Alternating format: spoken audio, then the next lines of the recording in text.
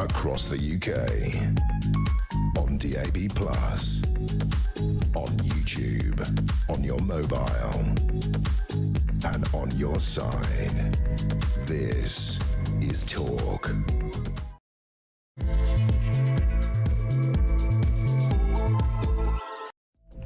Okay, this is The Late Show with Andre Walker and Asher Gould. And obviously, first of all, I want to thank Asher for sitting in my seat and I think doing the job better than I do. I mean, I don't really believe that, I'm just saying it. But I think we're right, yeah. Well done. I just want to say to you, something has really riled me today, more than anything else. I am sick to death of being called a racist. I'm sick of our people being called racist. I'm sick of our country being called racist. I'm sick of the way that this is just bandied around. Europe, and indeed the world, has had many problems with racism, but specifically, I as a British person feel an enormous sense of pride about the way that we as a country collectively stood up to Nazism in the 1940s. Now, you can say that that is an old-fashioned view. You can say that, oh, it's all in the past and it doesn't make any difference. But it really makes me very angry when I watch patriots like you being denigrated as if they were the sort of neo-Nazi fascists that their grandfathers actually died on beaches in Normandy to defeat. That makes me extremely angry. I will tell you something. You know, no country is free of crime. No country's got no idiots in it. No country is completely racism free. But I will tell you this. I believe this country is not just one of the least racist countries on earth, but also a country that virtually starved at the end of the 1930s and in the 1940s, that put all their resources and were threatened with extinction because they stood up, and they were the only people really to have put up a genuine opposition to a group of genuine racists. And for you to be accused of that thing that your grandfathers and fathers fought so strongly against, I think is pretty despicable. Let's run the VT of what happened between the BBC and Nigel Farage today. Richard Tice said on the radio, he was asked about the comments made by schoolmates of yours who have said that comments you made they viewed as racist and offensive. He said that they were lying. You have said before that you did make comments. It may have been banter. It wasn't directly racially abusing anyone. So Richard Tice is wrong, isn't he? I thought this morning's performance by one of your lower grade presenters on the Today programme was utterly disgraceful. I think to frame a question around the leader of Reform's relationship with Hitler, which is how she framed it, was despicable, disgusting, beyond belief. Are you surprised that 500,000 people every year refuse to pay the licence fee? But let me say this to you. The double standards and hypocrisy of the BBC are absolutely astonishing. At the time I was alleged to have made these remarks, one of your most popular weekly shows was the Black and White Minstrels, right? The BBC were very happy to use blackface. Oh, and not just in the Black and White Minstrels, you did it in It Ain't Half Hot Mum as well. And what about Alf Garnett? Do you remember what he called Marigold? Do you remember the word he used to describe Marigold on not live, but on primetime national TV? I better not repeat the word, otherwise you'll all use it and say that I used it. Homophobia? It ain't half hot, Mum. Are you being served? Oh, and what about Bernard Manning?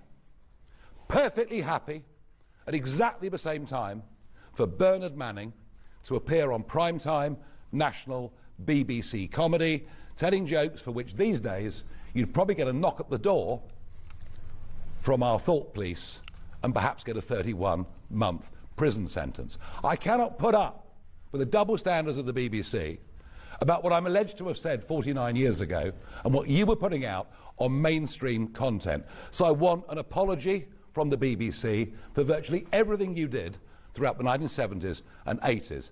And I will respond to your direct question. I've received many letters over the course of the last few days from people that I was at school with. This one I think is particularly relevant. I was a Jewish pupil at Dulwich College at the same time, and I remember him very well. While there was plenty of macho, tongue-in-cheek schoolboy banter, it was humour. And yes, Sometimes it was offensive, rather like most of the BBC's output, but never with malice. I never heard him racially abuse anyone.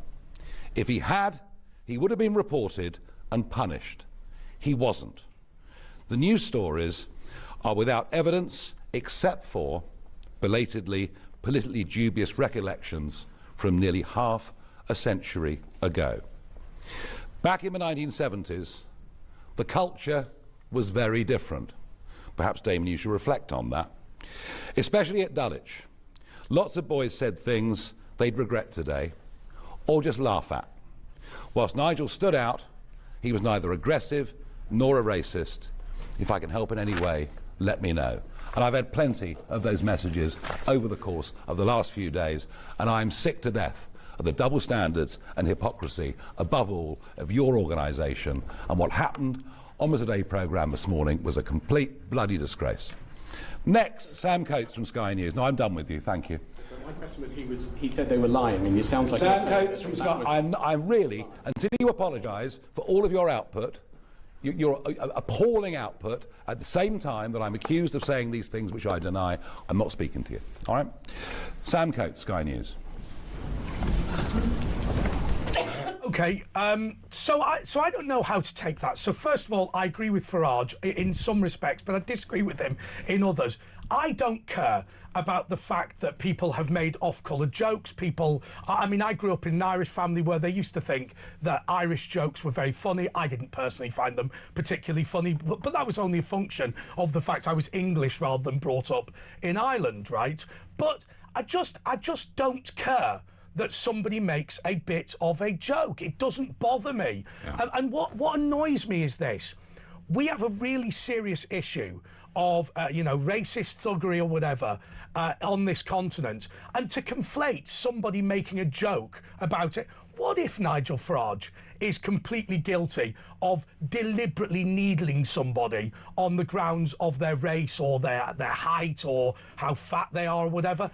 When he was a kid, I just don't care. I really don't care. I'll tell you what I do care about. I do care about the way that somebody turns round and says that Nigel Farage making a series of legitimate right or wrong political points is like Hitler, right? Yeah.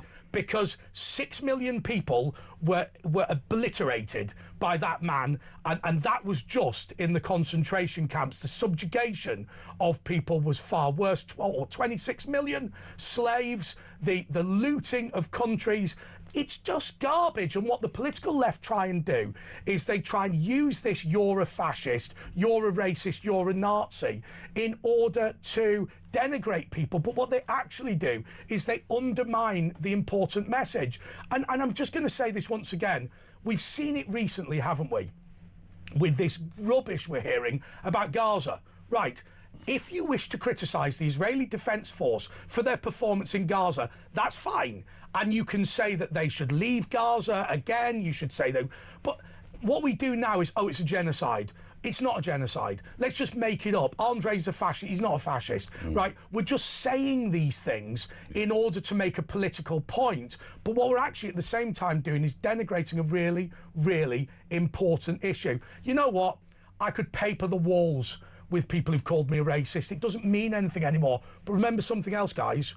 When a genuine racist is accused of being a racist, he can paper the walls as well, and it means absolutely effing zero. We're joined by Phil Dave, but first of all, let's go to Asher Gould for your response. Well, yeah, anyone that the left don't agree with now is a Nazi, and like you say, it denigrates what actual Nazis do, and it will sort of let them through the gap, won't it, into, well, we can see that now. It will increase the actual far right. They've tried it with loads of people, and it sort of has no effect anymore. And, yeah, ridiculous, like Farage wants to set up concentration camps and stuff like that. It's just utterly preposterous. The problem is, by the way, Phil Dave is a broadcaster and obviously good friend to the show. We've worked together for a long time. Phil, I just lament the fact that there are people, and I know there are people, who genuinely believe that if Nigel Farage is elected as Prime Minister, then he's going to build Auschwitz on the outskirts of Birmingham. Now, that may sound laughable to you and me, but I mean, that is an unpleasant thought for many people because they believe it to be true. Why can't we just be honest? If you think Farage isn't, can I just say it, an arse, then just say that. Yeah, so here's the thing. I would argue, first and foremost, I mean, what absolute bunkum, for goodness sake. If you actually believe that you can weaponise what genuinely happened during the Nazi era in Germany, then you are an appalling human being. I mean, the fact that you even think that you are good, that is what is laughable. This is what's so unbelievable, the rank hypocrisy, is these cretinous individuals who go round lambasting Nigel Farage and all the Reform Party. Look, you might agree with their politics, you might disagree with them. That's the beauty of democracy. But all of those people who go around lambasting them and using weapons such as what happened during the Nazi era to prove that they're good people. Yeah, but most of them actually are anti-Semites as well. The irony of it is most of them are anti-Semitic. They're revolting. They're absolutely disgusting. But I have to say that if I were Nigel Farage, I'd actually take huge comfort in the knowledge that if all these idiots have got on him is some throwaway comment he made in the playground all those years ago. My goodness me, I mean, I dread to think what I used to say on the playground before I actually learnt how some words were genuinely offensive and what their true meanings were, because believe me, I was called all sorts when I was at school. If you went to school with Phil, tell us what he used to say to you in the school classroom. But look, 044499 1000. But seriously, you can do it in confidence. No, but my point is, if someone genuinely has only got that to go on him, then actually I think he's a better person than they actually thought he is in the first place. They said it about Trump, didn't they? Is he now set up the... he's been in power a long time. Where are the concentration camps? They're not there. And didn't remember De Niro? Oh, it's never going to be, you know, he's not going to have another election. Ridiculous. And in fact, it's looking like our Prime Minister is the one that doesn't want elections. He wants to cancel all elections. We're all over They're it. desperate. But what about this whole point at school? I remember, stick with me on this, I was talking to some teenage boys, stick with me. A friend of mine... I don't doubt you. A friend of mine... No, I believe you. It's just, this job's been so denigrated. But on a serious note, my mate came into the pub with me and his son was about 14, 15, and his mates came in from rugby. I've told this story a couple of times. And I started making a series of jokes that I would make, as you can imagine. They were fairly, I mean, nothing that bad, and it was clear that these lads were quite shocked that somebody older would make some unpolitically correct jokes. And I got talking to them, and I said, it amazes me because you don't seem any different to the way that I was as a teenager. What do you do at school? And they said, school is no longer a place where you can be honest and open. When the teacher says, what do you think about this? You can't put your hand up and be completely honest. But what we all do is we go home afterwards and we do our own thing. Now, my point is this. Kids should feel safe in school. And what I mean by that, if some kid sticks his hand up and goes, I think Hitler wasn't that bad, my response to that would be, OK, let's have that conversation, because the child is probably not an evil person for saying it. They're probably just misguided or being provocative or whatever. If 50 years later somebody turns around and has a go at them about it, how can you have a sensible and safe school environment if the BBC are going to start broadcasting the half-baked recollections of a kid in a different form from 50 years ago? Well, I mean, you can't. I mean, this is the whole point. And actually, sort of the one thing that I find absolutely baffling is just how stupid our educators can be. Because if they don't realise, in terms of bigger picture, that if you suppress opinion, which people, by the way, might legitimately feel, and I'm talking about opinion that some people might find abhorrent, some people might find absolutely commendable, whatever it is, right? Opinion is opinion. It's just that. It's how you feel as a person. If you suppress that and you tell someone you can't think the way you do, there's something wrong with you for thinking the way you do, all that's going to do is build up one of two things. Either resentment, could possibly lead on to some sort of rebellion, possibly even violence in later life, who knows. But it will also build up pressure on mental health as well, because people will think, what's wrong with me? I'm not working properly, I think like this, but why? What? And then they will go into this downward spiral. What is wrong with our educators? How do they not know this? But can I ask this question? Maybe it's only me, but I always think people go, oh, you embarrass yourself at school, whatever. You're going through a process of understanding social etiquette and things like that, and you get things wrong and whatever. I mean, look, I don't remember being anti-Semitic at school, but then again, there was nobody in my school that was Jewish, or so I believed. I mean, maybe there was, but maybe they felt they couldn't be. Maybe that's right. 0344449. If you're at school with Andre or at that pub with him, I'm joking. call in confidence. Believe me, I think we can vouch that Andre is not. But here's my point. Here's my point. When I was, say, 13 or 14, if I had an argument with somebody, I was at the age where I wanted to defend myself, I wanted to think and whatever, but I lacked the maturity, if you like, to have a genuine debate with somebody. So basically, if you were cross-eyed or short or fat, that's what's going to come out, isn't it? Right? So whatever you can say, you're going to hit the nuclear button. So if somebody, when I was 14, had said to me, "Oh, you fat mank" or whatever, I'm not gonna care, right? Because that's what teenagers say to each other. I don't understand this whole process which we have now, which says if you've ever said something, that is you for life. If you've ever held a view, you must stand by it forever.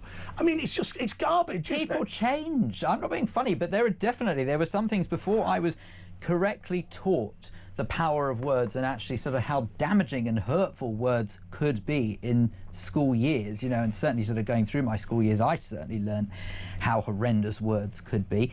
But all it did was actually build my resilience. If I'd have been shielded from it, I dread to think how snowflakish and how lily-livered I'd be now. If we talk about it, my mate, who is from Chisinau, Moldova, who you know, said to me, "Andre, I'm very concerned about you working with Jewish people." He said, "I've never met." He was worried about me, wasn't he? Yeah, he said, "No." He said, "I've never met one." Yeah. He was talking about Philip Ullman, actually. He said, "I've never met one, but what I've been told is they're really bad, they'll exploit you, they'll do whatever." I said, "You've met loads. You met Asher Gould, you met Josh Rom, you met what?" And he went, "Oh, really? They're really nice." Now, okay, so are we going to say of that person, he was an anti-Semite for what he said? Or are you going to say the fact that he's now learnt is the more important point? Because there used to be loads of Jews where he was from, but they all disappeared. I mean, but the point I'm making is he comes from a place, Chisinau, Moldova, where people are genuinely proud of the Holocaust. I'm not messing about. They are I mean, there was no Jews to remove because they'd done it in advance. Do you criticise him for having a backward view, or do you say that now he's learnt better is the more important thing? There's no point castigating. On the contrary, I would actually commend, because being open-minded enough to realise that having been taught and actually seen for himself the error of that view, I find that more commendable than I do to someone who actually sort of sticks by their guns and possibly do go in the first place. The correct answer is, if he now knows he's wrong, the fact he was wrong is of no value. There's no point in coming back 20 years. I mean, I know you're talking about it. He's a very young guy as well. Can I correct it slightly? I actually don't think he was wrong. I think the views he was taught was wrong. Yes. So that's the whole point. So this is actually my argument, is that just because someone was brought up to think one way and without actually being exposed to what potentially is the truth out there, or being open-minded enough to actually accepting that maybe there is something different to what you've been taught, I would argue that that's where the problem in society lies. Not these so-called bigots who exist out there and who are diehard, because they're actually in the minority. What the political left want to pretend is there are good people and bad people. Yeah. The reality is we have all said and done things we regret. We have all said and done things we're proud of. Right? And the reality is, to pick on one thing that you said in 1982 or whatever is of no value. All it is just trying to machine gun people, figuratively, not literally, for no good reason. Also, I remember that story came out about 4 years ago, so they already knew about it. They were just weaponising. Oh, let's try it again, put it in the Guardian. It's a load of bunkum. Yeah, but can I stop you, Phil, because it's a really important point. Why don't we go to the break and why don't we come come back afterwards, because what's going to happen afterwards is Phil is going to explain to me what implications this has with the national broadcaster broadcasting this garbage. We're going to do that just in a couple of moments.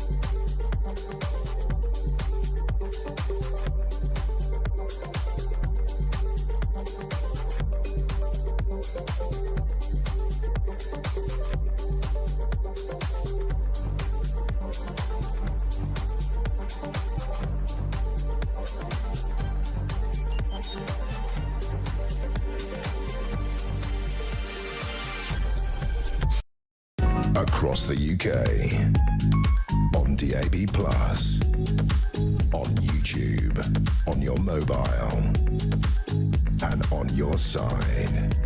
This is Talk. Yes, this is The Late Show with Andre Walker and Asher Gould. And one of the more insightful discussions about racism and anti-Semitism in Britain. And during the break, Asher Gould has utilised this brush on his face. That is not makeup, that is orange paint. Asher Gould's what are you doing? I mean, I could get done. I mean, we're Asher talking Gould's become Asher Gould. Look at his hand. Hello, bargain hunter. No, Oh, dear. well, I love that Oompa Loompa look, so I thought I'd bring it back. But you know, a bit of winter sun. It's not I winter really sun. get the sun. Right, for those of you listening, Asher, in a move that is simply extraordinary, halfway through a very serious discussion, decided to apply orange paint. No, just before to we his got, face. we were all in a I mean, I have to thank you, because obviously that was quite heavy before the break, so it gave me a jolly good laugh. Do you know what they so said thank to me? you. Do you know what they said to me when I started working with Asher? They said, Asher's job is just to lighten it up and make it a bit more Yeah, it fun. looks great He's done now, that. doesn't it? He's done that. I'm talking about anti-Semitism. He's painting his face orange. Yeah, well, I was in a big TV before we got on, and I said, There we go. Yeah. Andre, your show would be very dour and serious without Asher. Oh, that's true. He's wearing orange paint. That's why I did it so we could reenact what the BBC were doing. He said, back why in the don't we 70s. just say I've been on the sunbed because your face is orange. Right.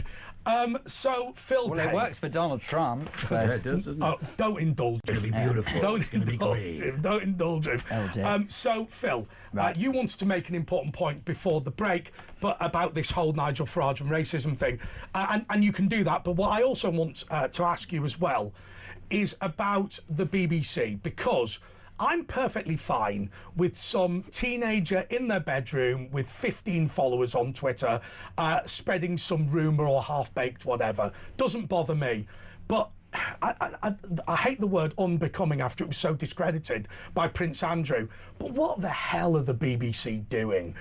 Publishing something from 50 years ago and taking it seriously on the Today programme, which is meant to be the most serious political programme in the country. Yeah, okay, so on that front, the point I was going to make before the break very quickly, and I promise you I'll move on to BBC, was I was going to say that I believe that the people who are most dangerous in this world are not those who are brought up to believe one way, it's those who refuse to budge on their views. They are the most dangerous people out there, because if they are so hell-bent and so wed to their ideology that they refuse to budge, then who knows how far they'll go for it. And this is what we're seeing, and this is actually the premise of what all the Middle East conflict is about, is people who are so wed to their ideology and so refuse to budge on anything and possibly believe that anyone else could be right, that they are prepared to die for it. And this is where and not listen to reason. They'll never enter a debate because there is no such thing as reason to them. And this is what I mean. These are the dangerous people in society, and we're actually starting to see swathes of people like that in this country and the rest of the West, and that's what terrifies And the me. whole BBC. I mean, do you think that they won't apologise? They haven't apologised for the Donald Trump thing. BBC won't apologise because they don't think they've done anything wrong, because unfortunately what's happened is many, many factors involved in the BBC, and I could talk about this for a long time, so I'm going to try not to.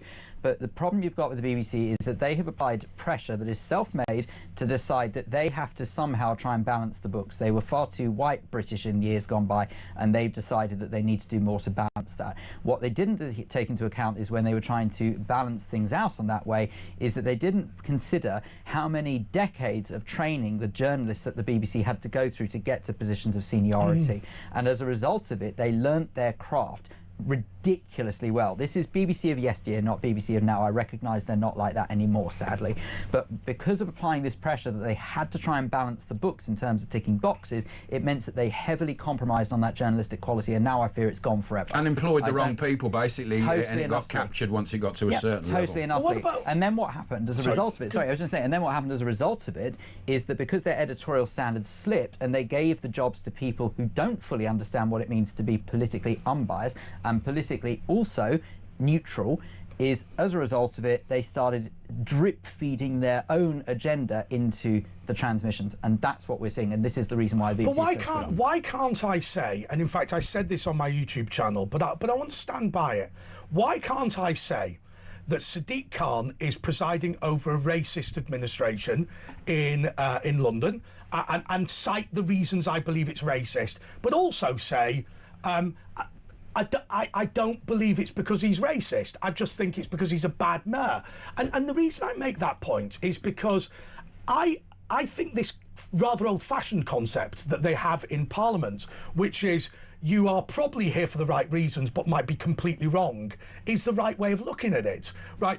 You know, has Nigel Farage got a hidden agenda, or is it more likely that actually he's being completely open and honest about his agenda? It's the same as with Tommy Robinson. Look, Tommy Robinson has done a lot of things wrong in terms of the thuggery and all that sort of thing, but why not believe what he's saying? What people say instead is, oh no, he's secretly trying to do this. I don't think these people are secretly trying to do anything. Well, so here's my thinking. I mean, let's put Tommy Robinson to one side, because I mean, for someone who can't even use their real name in public, I personally don't really sort of care very much for. But in my humble opinion, look at someone like Nigel Farage, who is a perfect example of this.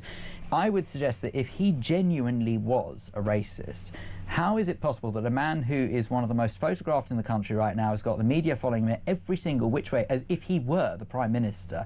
How could he possibly keep it hidden? You know, he just wouldn't. But what about this example?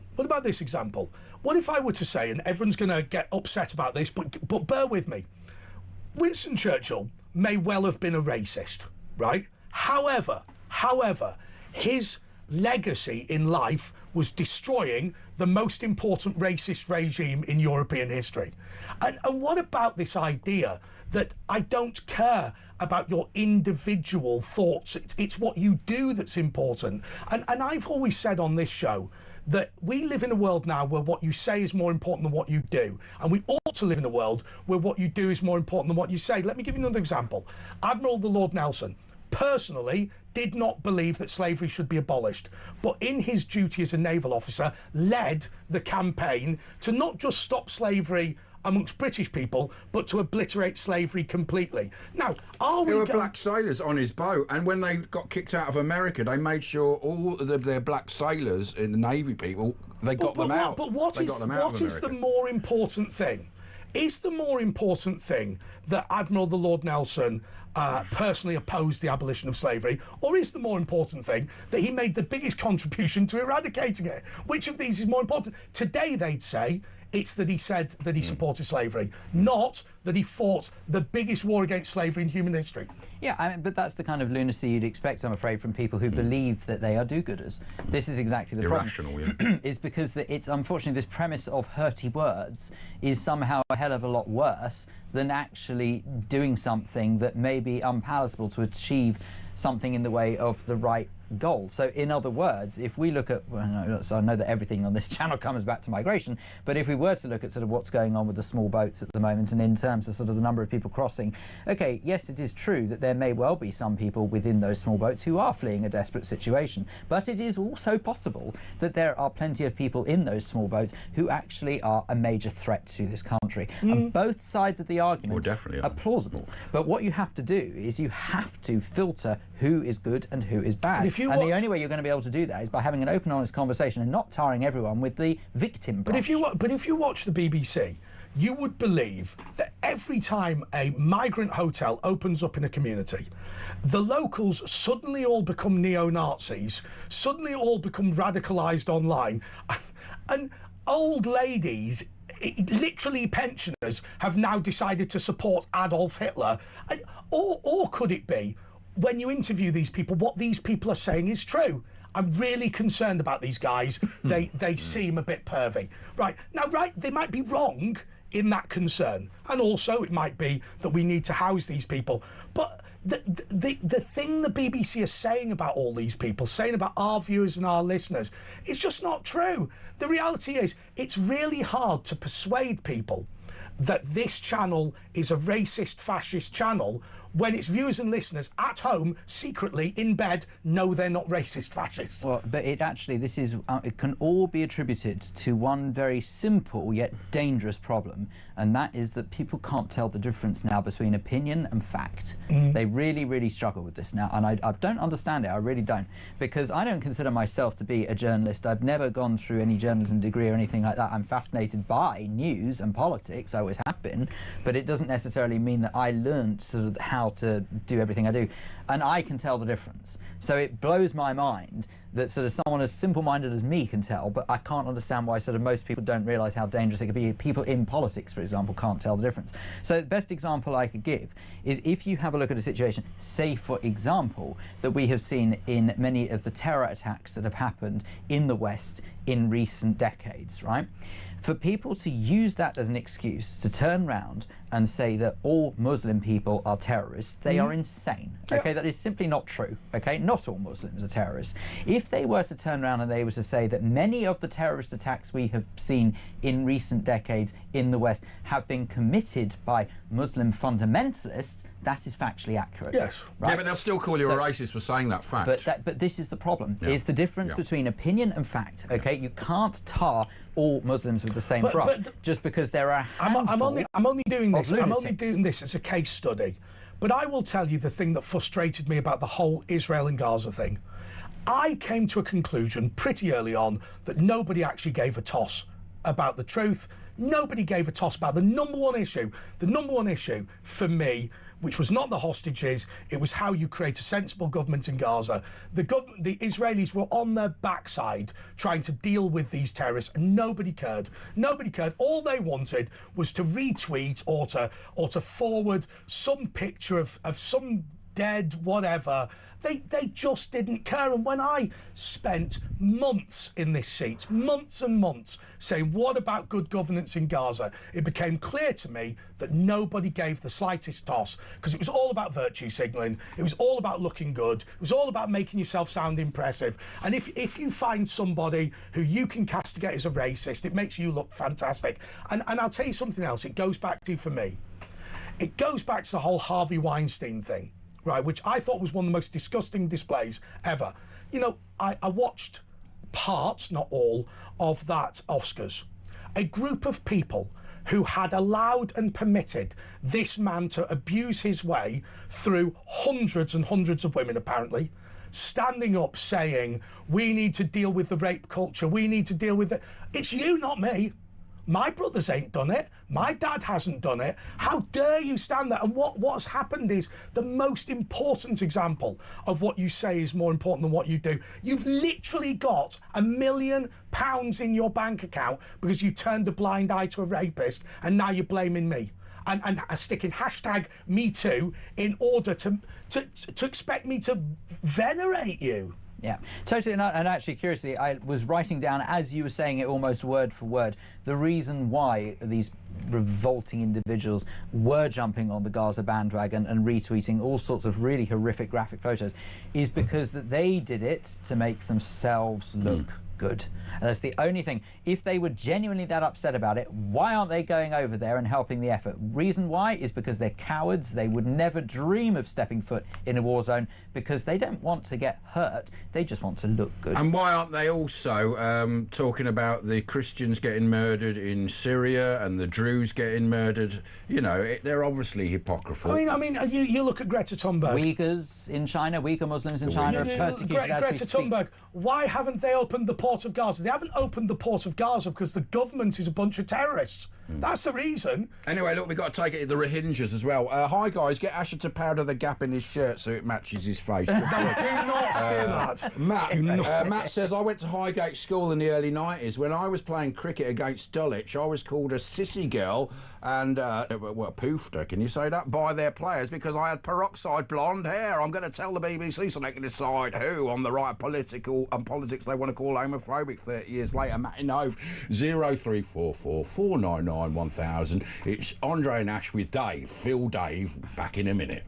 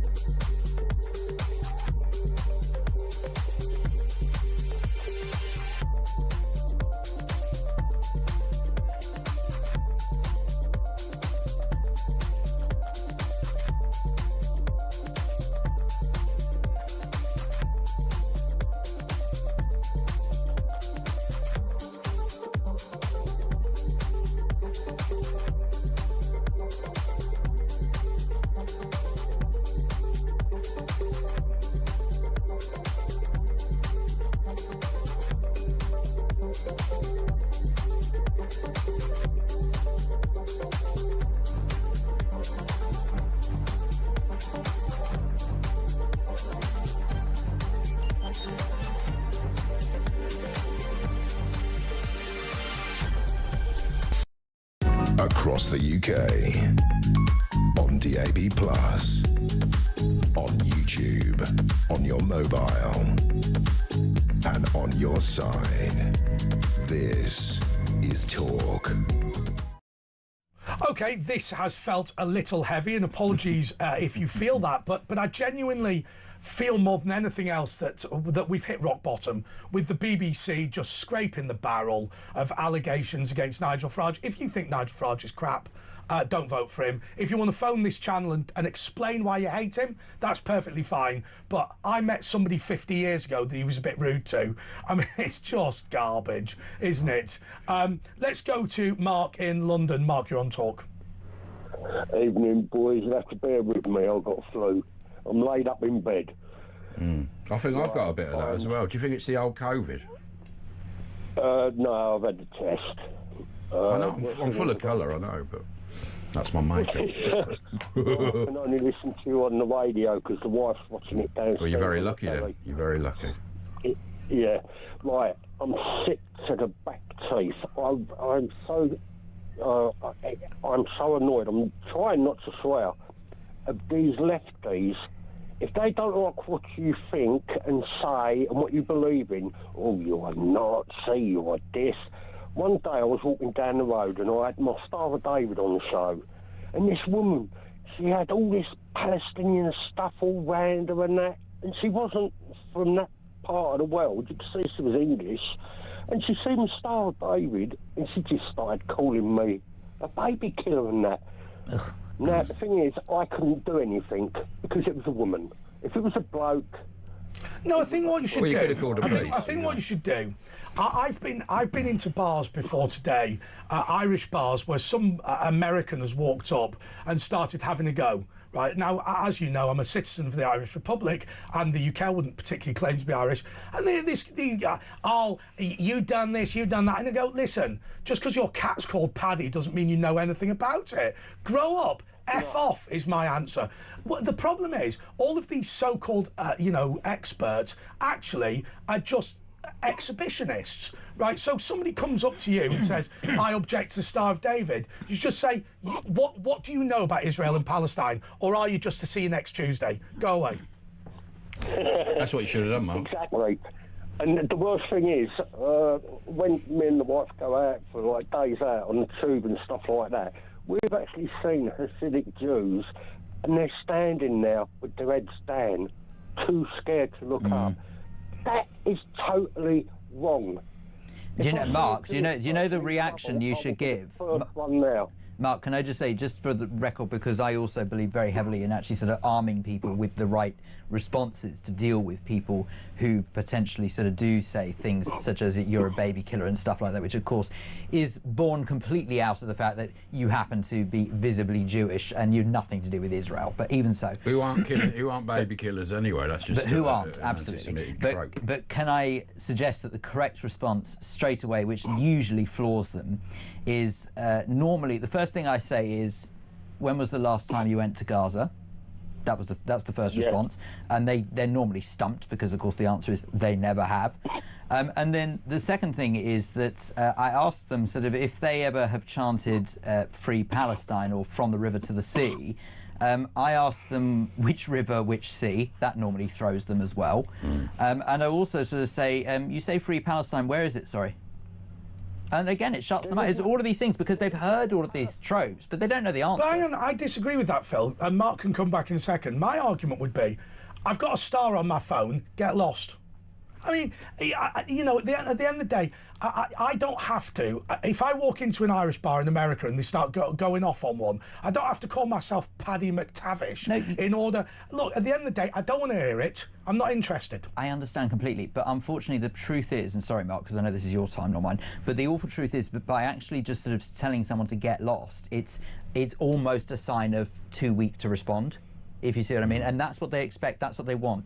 These cretinous individuals are trying to grind Jewish people, Israeli supporters into the ground, okay, and just make them pretend they don't exist. Because mind you, I will say, Mark, I will say one thing. My growly voice, when I tell you to get lost, doesn't look like I'm backing down. But Mark, over to you. Well, listen, the worst thing is, I mean, I'm an English guy. I'm 61 years old. People look at me, bald head, not through wanting to have a bald head, but because I've got no blooming hair. I'm covered in tattoos. I've got Hebrew tattoos on my fingers. I've got massive Hebrew tattoos on my back. And in the summer, people are scared to look at me. But I don't give two Hoots. Basically. Yeah. Hoots. Hoots. But Hoots is the better word. let me ask you about the tattoos, and you've raised them. The reason I ask about it is some people do tattoos for art, some people do it for memories of perhaps people that have died. It sounds like you do it because you want to be clear about your politics and your positions, and you want people to see that. Talk me through that. No, hold on. The tattoo I've got on my back, I designed myself. Okay. And in Hebrew, I've got writing in Hebrew around it, which stands for "Remember, do not forget the Holocaust." That's what it. Why did you get that? Because I To remind him. about it. No, I mean, look, I'm not, Mark. I'm not being critical, but obviously it's an important message. But why do it? No, I don't need it to remind me. That's why it's on your back. It's about time other people. Yeah. Well, it's about because if people see it on the back, hopefully they'll say to me, "What's that?" And then I'll tell them. Maybe you should have the translation underneath. Well, no. You know, in your five different languages. We went somewhere. I can't remember what it was. We won tickets to a food festival in London, and there was sort of like, and I had my top off because it was really hot. And the guy turned around and said, "I like your tattoo on the back." I said, "Do you understand what it says?" He said, "Yeah, I speak Hebrew." Oh, wow. And I said, "What does it say?" And he went, "It says, remember, do not forget." Because I think in Hebrew, don't doesn't exist. The word don't. Doesn't it? Thank you, Mark. Well, no, it's less don't. You just say no, if you see what I mean. So you wouldn't say let's don't. not get you'd say into no. the Hebrew language. I'm just saying. It's a bit too hefty. We'll be back. No, you do that. All right, yeah, 03444991000. We've got Richard, Heather, Robert, Lenny, Grace, and Richard again. Back after this.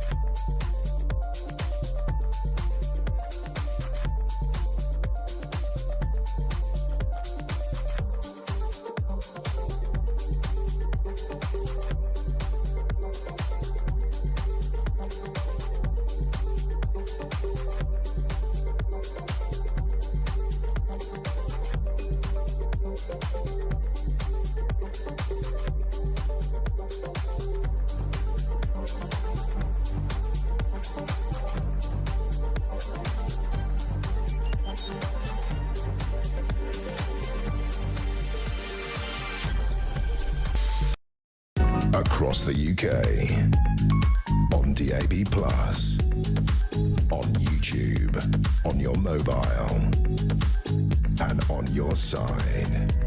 This is Talk. Well, this is Talk, and it's Andre Walker, Asher Gould, and our guest co-host tonight is Phil Dave. We're having a great time here. We're talking about all of the big issues of the day, which is largely racism, hatred, the BBC, the world screwed, and all that. We just went into circumcision, and actually, I remember on the show. Can we just clarify discussing it? We were discussing it. We had a guy on the show once, a campaign for real men, and there is a way to get your foreskin back. You have to wear a contraption on your knee and attach it with crocodile clips to what's left, and every few years it will come back, but without the nerve. Can I just say one thing? It looks better without it, anyway. Can I just say one thing? Can I just Do you miss your foreskin? I don't. I love it. It looks much can better. We just stop like for an a egg in moment? an egg cup. Can we just stop? Can we just stop for one moment? Right. Here is the big problem. Sitting in this chair. Right. What has happened to the public, the viewers and listeners? We've come back having had a serious discussion about racism and Nigel Farage, and then Asher, forgetting that these people have not listened to what we talked about during the break, has gone, I'm supporting circumcision. And they're going, where did that come from? Anyway, it's important are to you get sure it they out say in it the exactly like that? Anyway, shall we move on to exactly what we should... we can't move on now, because now the listeners are thinking, why did Asher randomly come back from the break and offer a defence? It's how I roll. Offer an explanation as how you can regrow your foreskin if you were circumcised. There is a way. It takes a long time, a lot of commitment. Anyway, we're going to talk about now. The hotel have banned a Reform UK Christmas party after complaints. What's going on, man? Have you got the detail? Read us the detail. I'll tell you the important detail of this. Yeah. Reform were putting on a Christmas party, and a group of apparently anti-fascist people threatened the hotel staff, threatened the hotel management, and the hotel had to cancel. It's somewhere in Croydon, and basically the Grand Sapphire Hotel in Croydon. So essentially, what has happened now, Phil? I'm going to say that I have got sympathy with the hotel, and I'm going to explain why. I know how nasty these people can be, and they're going to phone up and say, we're going to burn... Now, they might not be telling the truth. We'll burn down your property, we'll kill you, we'll do all this sort of thing. This hotel say they were bombarded with threats and intimidation, and because they couldn't protect their staff, they cancelled the Reform Christmas party. So I'm going to say, first of all, Reform have been treated badly. I'm going to say, secondly, the hotel should not have cancelled. Thirdly, we live in a country where nobody's going to be arrested for the very serious threats that shut this down. And one thing, Asher and I have a bit of a laugh in the seats that we have here. But one thing we've never laughed at is political threats and political violence. We've railed against it time and time again. And we're going to say the thing, and regular viewers and listeners can set it to music. If you have to send in the army to have this political event go ahead, send in the army. Because when this event is cancelled, the Reform event in Croydon, they'll see it as a win, and they'll threaten somebody bigger next time. Phil. Absolutely. Yeah, no, totally and utterly. I couldn't agree more with that if I tried. What I would suggest is that I think we have to remember there are a couple of sort of sides to this.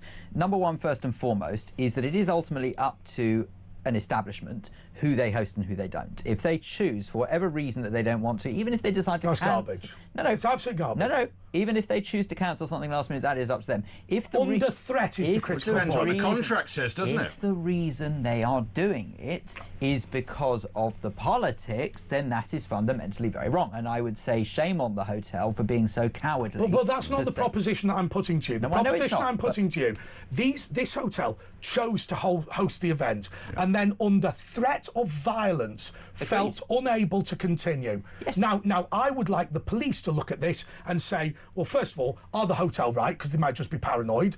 But actually, why don't we lift the people who are picking up the phone threatening? Because my argument, and I keep saying this, I have a broad definition of terrorism.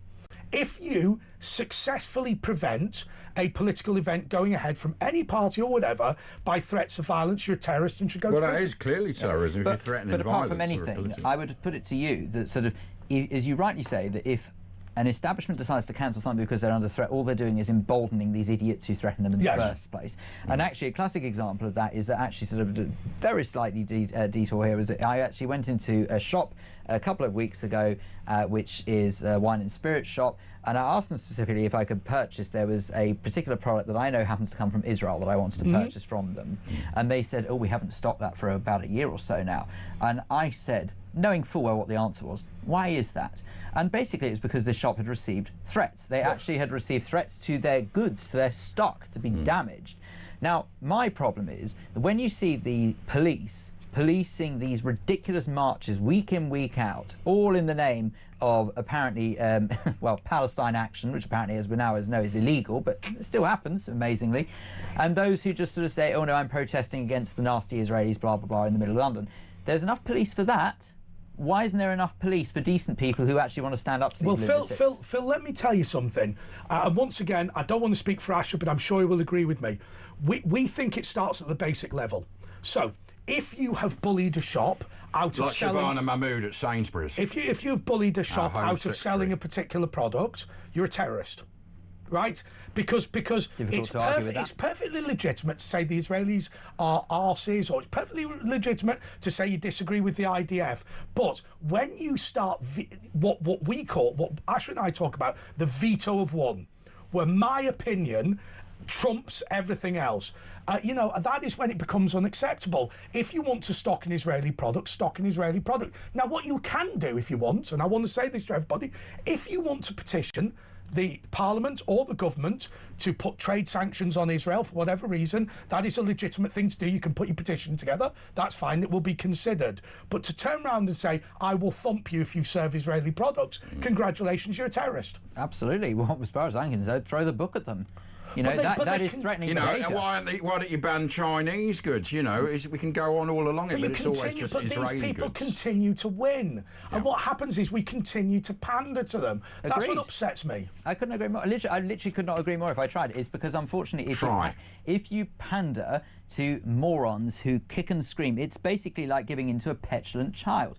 If a child kicks and screams and says, I want this, I want that, the parent turns around and says, no, I want this, I want this, okay, you can have it. All that teaches that child is you kick and scream a bit and you'll get what you want. Well, I will tell you something. You know, if some terrorist threatened to kill me, I'll tell you what I would do. I would continue to turn up to work, because there is nothing worse. Well, up the security, probably give me an armour-plated car, which would be quite good. Let's just fake that. But I would continue with what I was doing. We can't let these people win. Anyway, that was a complaint about the BBC, who I think have behaved appallingly by bullying Nigel Farage. Phil, Dave, thank you so much. Nice one. Thank you for continuing. And the dog tag, you continue to support. One more left. Call us 0344 499 1000.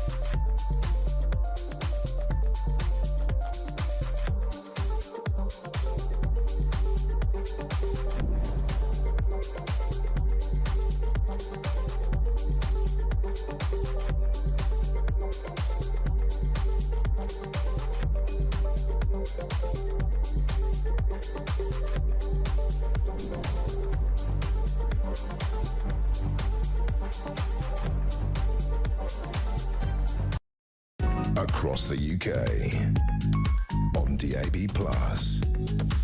On YouTube, on your mobile, and on your side. This is Talk.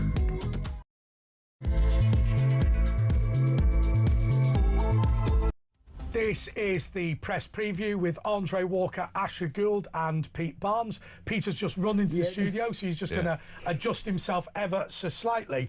And I think what I'd like to do, and I'll give Peter just a moment to do this because it's been a swift changeover, I want to start with the Daily Mail, simply because it focuses on that story by Nigel Farage, him being accused of racism by the BBC and him striking back and complaining about racism at the BBC. Now, you know my view on this.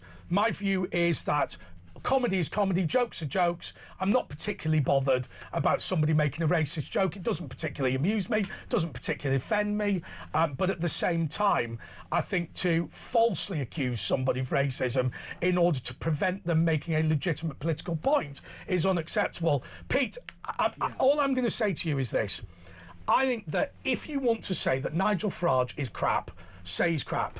Yeah. However, to fabricate allegations of racism against him, particularly as the national broadcaster, it just wastes everyone's time. Yeah, and it also annoys me because there are legitimate criticisms you can actually throw at him. Exactly, and many of which you have expressed. Yeah, and my thing is, I don't hate reform. I just wanted them to answer some questions, and I don't think that's a bad thing. What annoys me more is we spend so much time fussing over this, and we don't actually then hold people accountable before they get into high office. This is the reason that you've got Starmer, because we spent so much time focusing on the dumpster fire of the Conservatives the last general election that we let literal socialists walk through the front door of number 10. Communists. Pete, I guarantee you,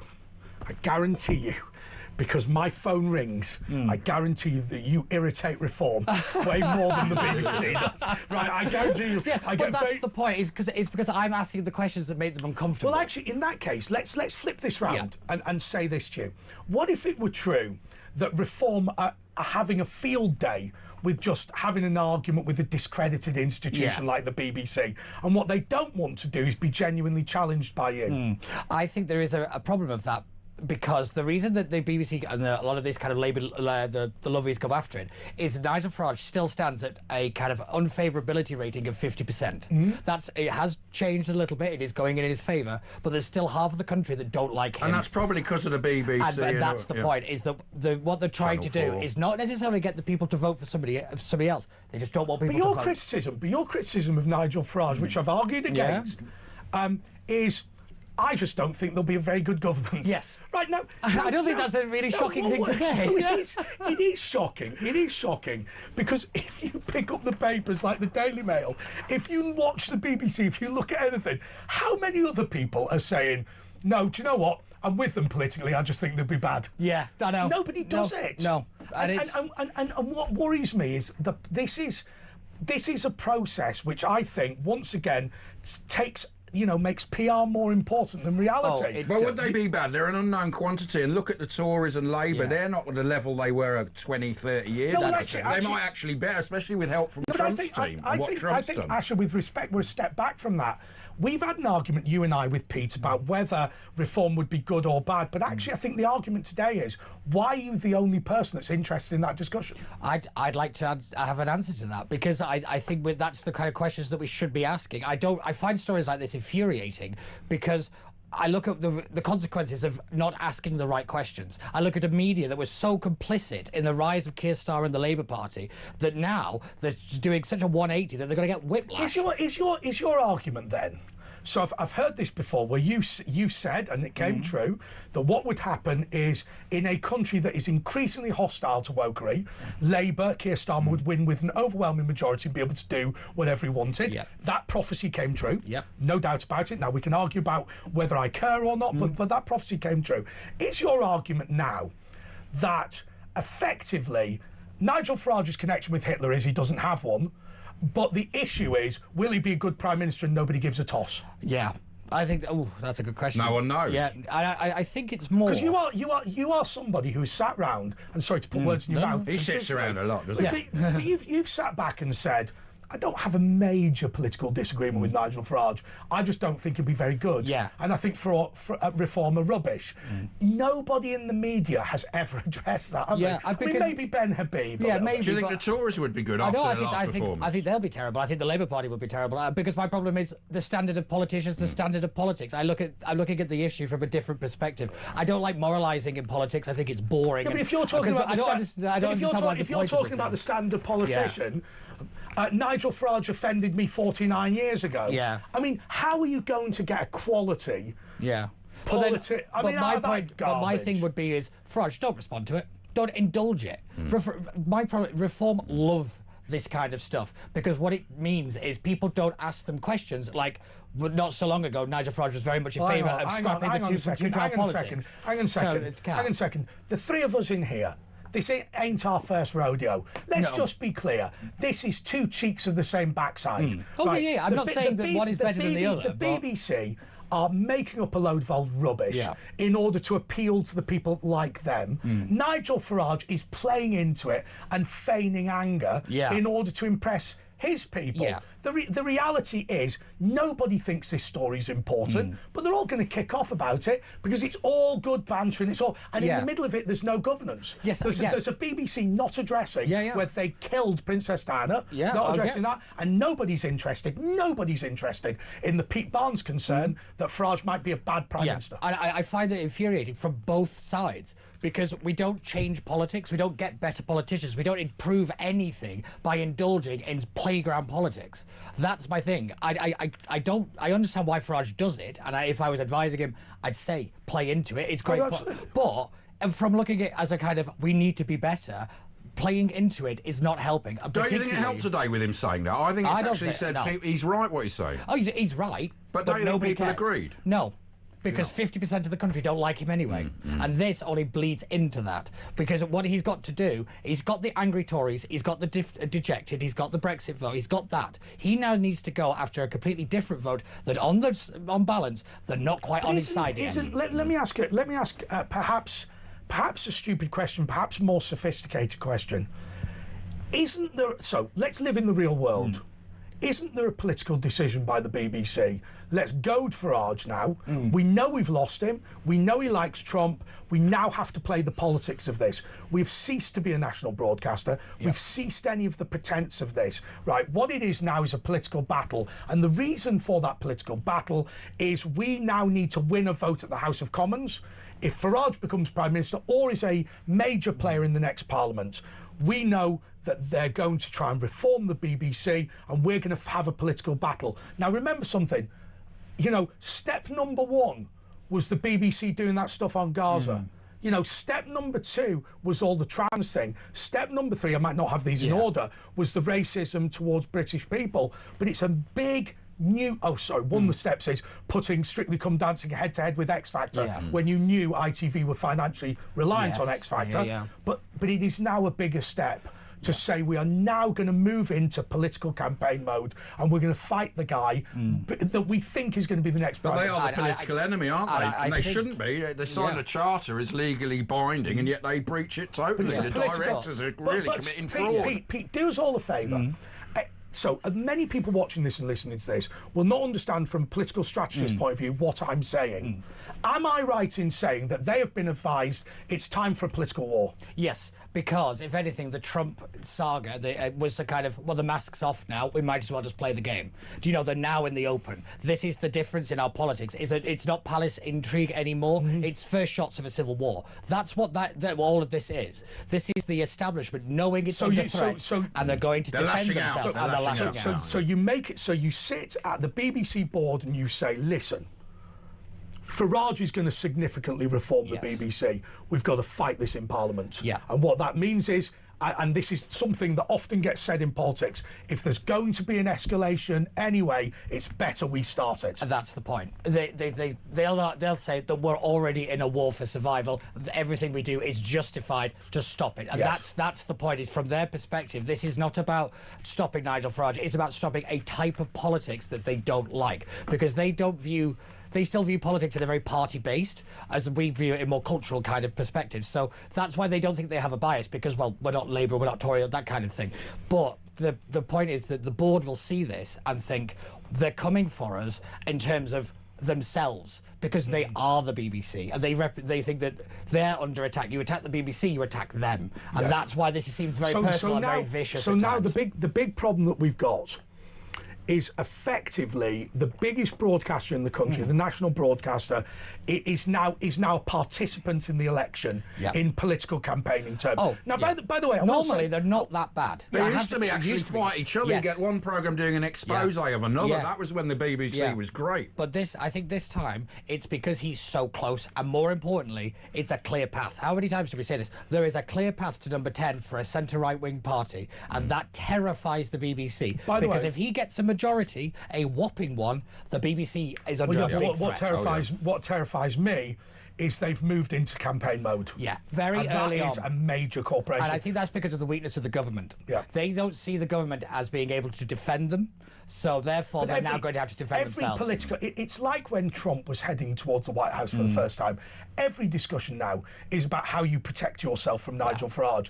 If you look at the Royal College of Nursing, just to go in a different direction, they've said that we need to wait for the Equality and Human Rights Commission to publish views on trans before we comply with the Supreme Court. They're all preparing themselves for Nigel Farage. Nigel Farage may or may not be the next Prime Minister, but they're all in campaign mode. And this worries me very greatly, because what it means is bodies that are supposed to be neutral, we always knew they weren't, bodies that are supposed to be neutral, quangos that are supposed to be just there to serve the public, are now actively politically campaigning to protect themselves. And what that effectively means is your taxpayers' money is going to be used to rail you. Oh, without a doubt. But it's interesting because there's a big story that has come out today, and it's about the first major donation that Reform have actually been able to secure in terms of real money, and it's the biggest ever political donation. No, it's the second. Oh, is it? Yeah, it's the second. The Tories got the most with 10 million from John Sainsbury. This is 9 million, and it's from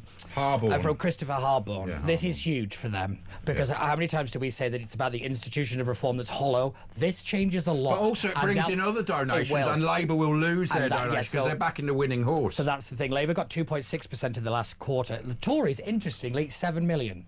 I would like to know who's giving money to the Tory party. Can I tell you what I said to my good friends in Windsor? I said, you've got to remember one thing. It's almost right. Okay, so let's think about Jack Rankin in Windsor. Right, I don't speak for him, but let's think about him. He's in the 5th safest Conservative seat. No poll has said he'll lose. Right now, even if the Conservatives are completely decimated to the extent that the polls say they're going to be decimated, they're going to have enough MPs to probably be the decision makers. Yes. Right. Now, okay, they're going to go with reform. Right, so imagine the polls are correct. Nigel Farage is going to fall short of a majority, and the Conservatives are going to come in. Now, what I would do if I was a billionaire donor is I would put money into the Conservatives for the following reason.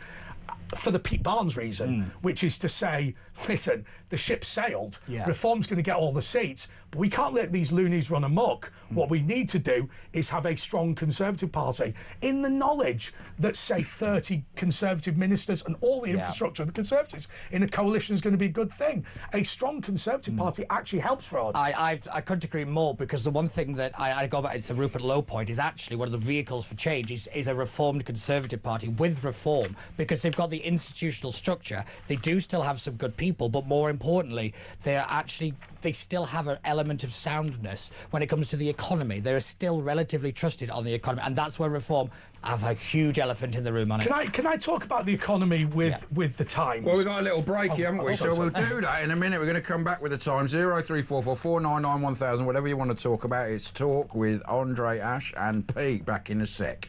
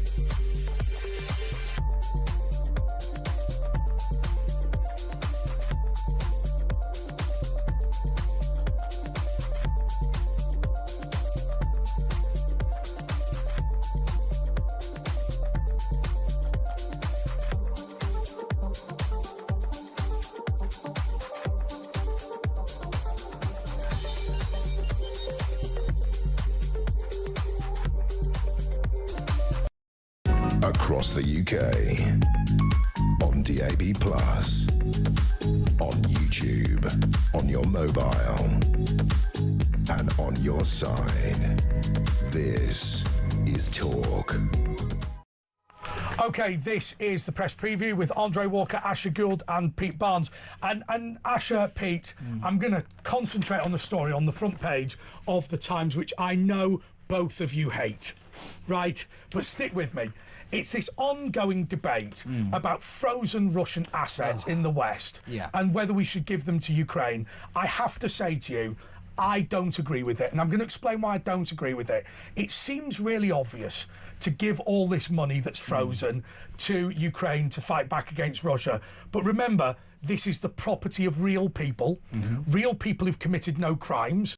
Maybe against the Russian state. But some of these oligarchs just stole the industry. Okay, but none of this has been proven. No. I have to say to you, I accept that it is a legitimate diplomatic tactic to freeze the assets of foreign nationals in the UK. But one thing that we've never done as a country is simply stolen people's money. Yes. Well, we have got where you have to say how you got this money, and they can take you to court, can't they? I have to admit, I'm on your side on this. I don't like the precedent that this could set. It's dangerous. It's dangerous, and I don't. We have assets in Russia. Yes, but the thing is, that's a good point. But also, it's the fact that I remember Boris Johnson was talking about how it was actually the Belgian banks were holding on to a lot of Russian assets that they could quite happily hand over, and I was like, you're advocating for the bank to hand over other people's money. That is what you do. You might not like the people that you're doing it to, but it's about the precedent that you're setting. And this is my big problem with everything that is happening right now, like getting rid of the mayor elections, getting rid of the trials. It is setting a precedent for our worst actors. Dare I use the words Adolf Hitler? Exactly. Because at the end of the day, what happened to him was he undertook a process which was extrajudicial, that is to say that it was not approved by the court. Yeah. He passed laws to say Jewish people, Polish people or whatever, that these assets could be taken away on the grounds that the government says they could be taken away. Yeah. Now, do I believe that we're as bad as that? But, the idea that we're simply going to say, you are worth, say, £100 million. We know that money's legitimate. It sits in the HSBC in London. It has been legitimately deposited in the HSBC in London. But because you're Russian, even though you've been convicted of nothing and no court's approved it, we're going to steal this money and give it to Ukraine. Wouldn't they ask for proof of how you got the money? Wouldn't they do that? Yeah, so they do that all. That's all been done. No, this is legitimately held. This is legitimately money. They're legitimately held and all the rest of it. But it's why I didn't like it when the government announced that they were going to start taking jewellery off migrants. I was like, that is a dangerous path to wander down. Well, I think that is like what the Nazis did. Yeah, it is exactly what they did. I think it started with Chelsea. Yes. Look, what they did to Roman Abramovich, I thought was absolutely barbaric. I'm not a football guy. How did he make his money? Suddenly, he was a multi-billionaire promoting this. There is a lot of questions for the oligarchs to answer. Let's be clear on what happened to Roman Abramovich. Like it or not, they believed that the Russian oligarchs would shoot Putin if they were put under pressure. They pressured Roman Abramovich. I'm not saying they were wrong to do it. Yeah. They pressured Roman Abramovich because they wanted him to kill Vladimir Putin. But at the same time, a legitimately held asset, Chelsea Football Club. Now, if you want to dispute the legitimacy of that, you can dispute it through the courts. They forced him to sell it at a knockdown rate for no other reason than they had a political interest in trying to threaten him. No, nothing wrong with having a political interest in threatening somebody. I worry about this because always remember something.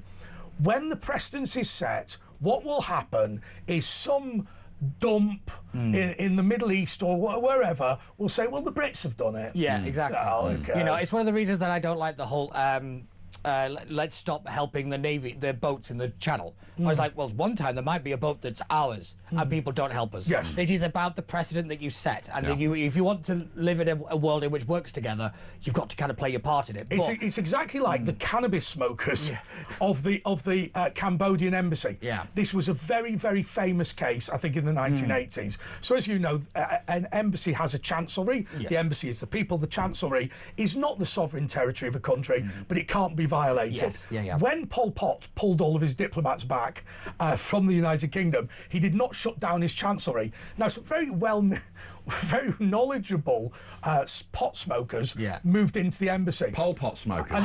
And there was a huge debate in Britain about whether there should be an invasion of that embassy because obviously the genuine diplomats had left. And a law was passed to do that.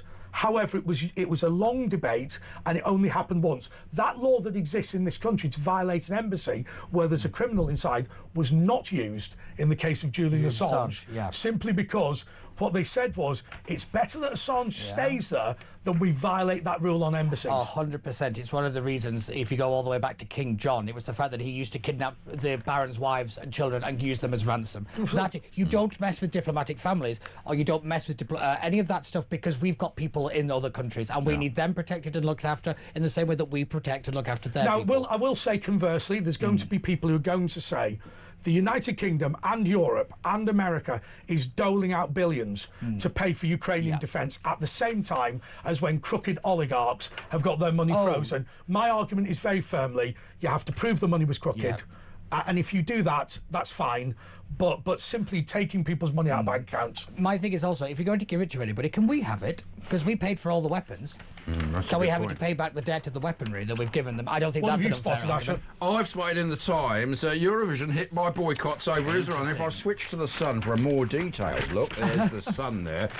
It says this: Eurovision in Israel chaos. Eurovision was in chaos last night as 4 countries quit in protest at Israel taking part. Ireland, Spain, the Netherlands and Slovenia said Israel, whose singer Yuval Raphael came second this year, should be barred over the war in Gaza. But continued on page 7.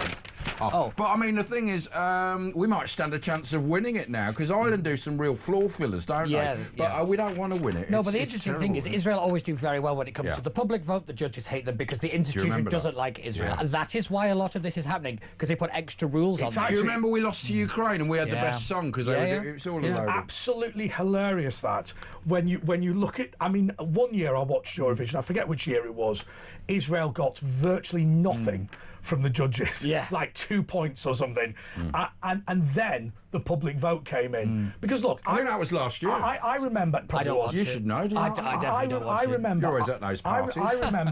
I remember when I was a little kid.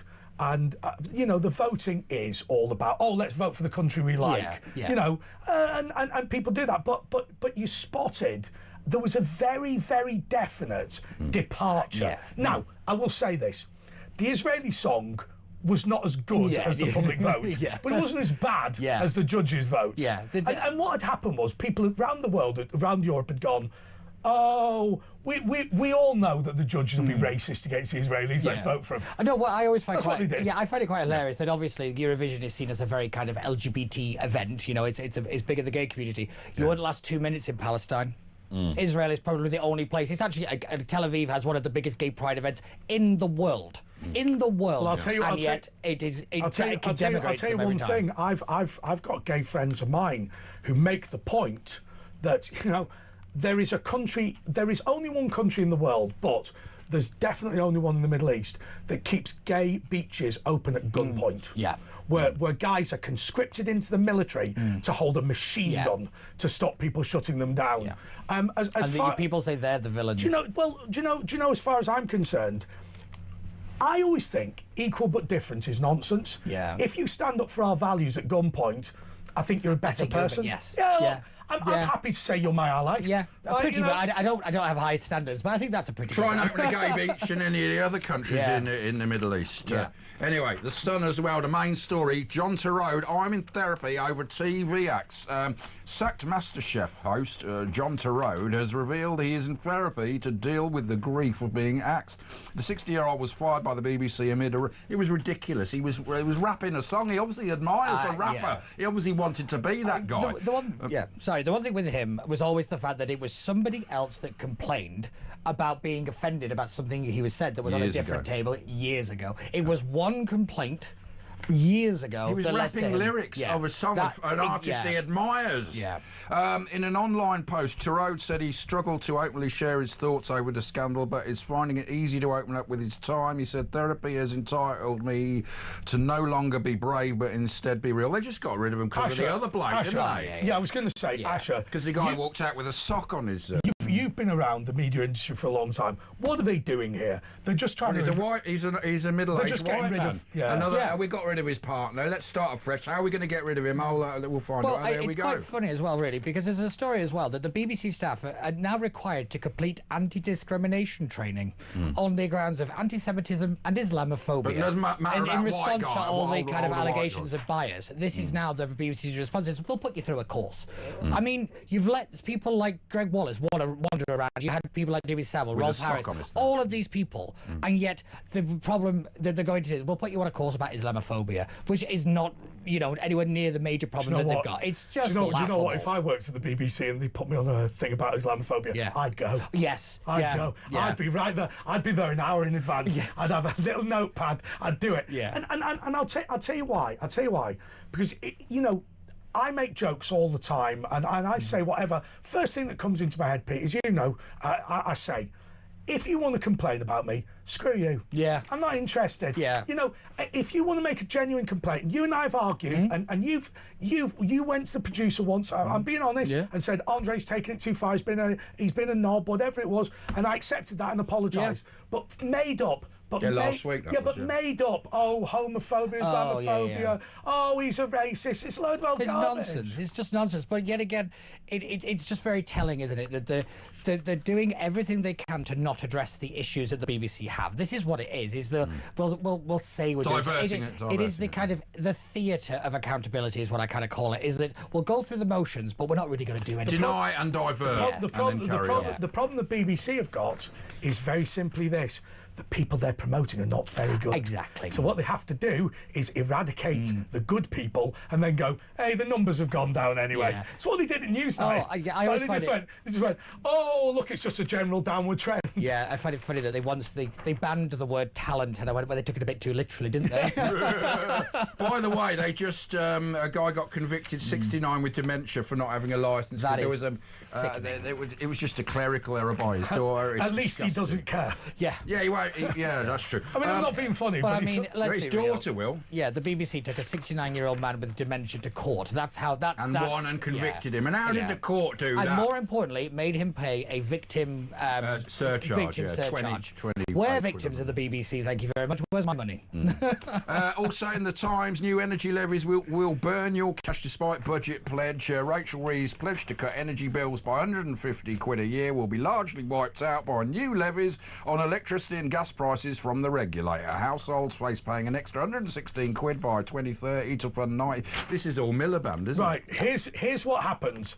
I am sick of the granular detail of this because I always have these people on, Pete, Asher, who debate, oh, we'll save this money, we'll save that money. Right, more green energy equals bigger bills. Yes. In every country. Yep. The countries that have more green energy get bigger bills. And less industry because they can't afford it. All of this, we're going to save money in the long term. Right, never happened. Now, they will sit there and they've done it. They'll go, no, it's about this subsidy, that subsidy, whatever. I don't know. All I can do is if I put a list of countries in order of how much green energy they're quote-unquote investing in and how big their energy bills are, the correlation is green equals big bills. But you mentioned a key word there, subsidies. There was a report out the other day that the OBR did not include the amount of subsidies that go to renewable energies. I'd like to know how much apparently we're saving compared to how much we've supposedly spent. Because I hazard a guess that we've spent more than we're going to save. And it has to stop. We will not have growth. We will not change the country. We will not change anything. People are leaving. Businesses are running. Zero. And I'm going to say something else as a admittedly reluctant member of the Borough of Wigan, as you know. Lee is the other town. Yeah, trust me, it's There's reluctant on both Oral as ends. well. There's a place called Oral. That's where I'm from. You're from Oral. Makes a lot of sense. I will tell you this. The shale gas under Wigan and Lee could make an absolute fortune. Blackpool, do you remember Blackpool? The only argument was they wanted to give the money to the council rather than to the public. Can I tell you, if they hit the shale gas reserves in Lancashire, in places like Wigan, it would halve your energy And of course, bill, and it would make Wigan rich. And It the really Gatwick would. gusher, of course, in Horse Hill. There's millions of barrels of oil Oh. under Gatwick. In, Do you know what they did with Quadrilla in Blackpool after falsely claiming it was an earthquake? As you know from the Lancashire coalfield, a level 1 on the Richter scale is not an earthquake. You'll sleep through it, right? But what they then did was poured concrete down the hole for to make future sure governments. nobody- No future governments can. That is the bit that concerns. That's the zealotry. That's an enemy. That's the religious an aspect act of against it. the country's Yeah, and I tell you now, assets. that is the bit that concerns me more. Is it's the way that they stopped it from ever being an option. Yeah. And they took it off the board out of nothing but ideological spite. At one point, by the way, the deal that was on the table for people of Wigan and Lee was that they could bring enough shale gas out of those old coal mines to pay each and every household £2,000 a year and still halve gas bills in the area. Which is a year's But it would have wages up brought there. jobs, it would have brought economic stability, it would have diversified economies in the local area, which I've said is a big problem in northern towns. But it is just the way that it has to be net And they zero. filled in the and hole. they filled in the hole, and yet we still buy wood chips from a different country and we call it green energy. And send It's it up perverse. 24 hours a day, those wood chips Yeah. are going on. Unlimited payout plan for unfair dismissals. Workers could be awarded unlimited compensation for unfair dismissal under a deal to appease unions over Labour's employment But I'm going to let rights you into a reform. secret that everybody knows, everybody in the know knows. Right.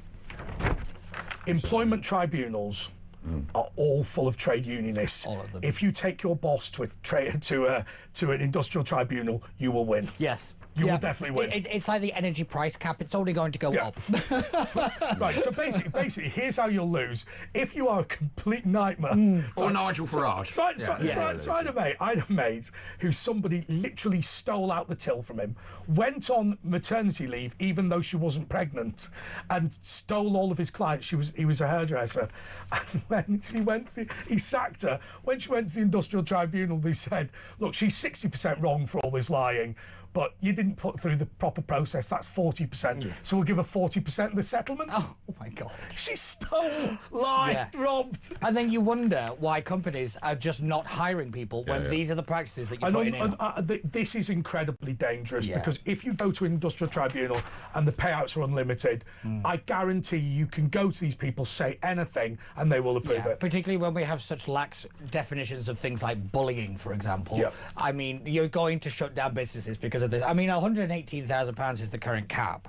That's still an astronomical amount of money for most small and medium-sized businesses. I just wonder, by the way, Pete, whether I'm a conspiracy theorist when I say, I wonder why they want to do this. Could it be all of these people that have been over-promoted in the City of London, who work at these banks, who, when their own personal failings are exposed, suddenly go, he said I looked nice 3 years ago, I want 8 million.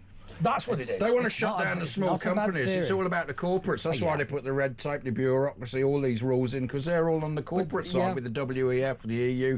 This is whose side they're on. Anyway, we've got to take a little breaky. 0344 499 1000. Lenny, Grace, Quim, Richard, Paula, Janice, and Heather and Bob. We'll be back with them and the papers after this.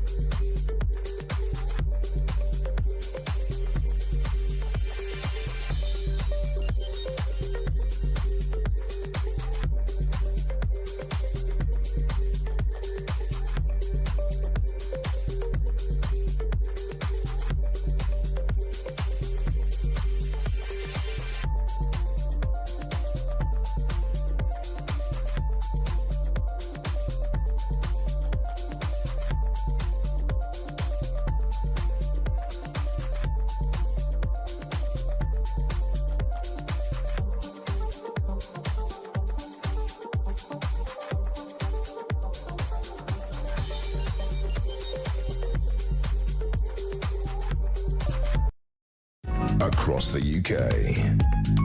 On DAB+.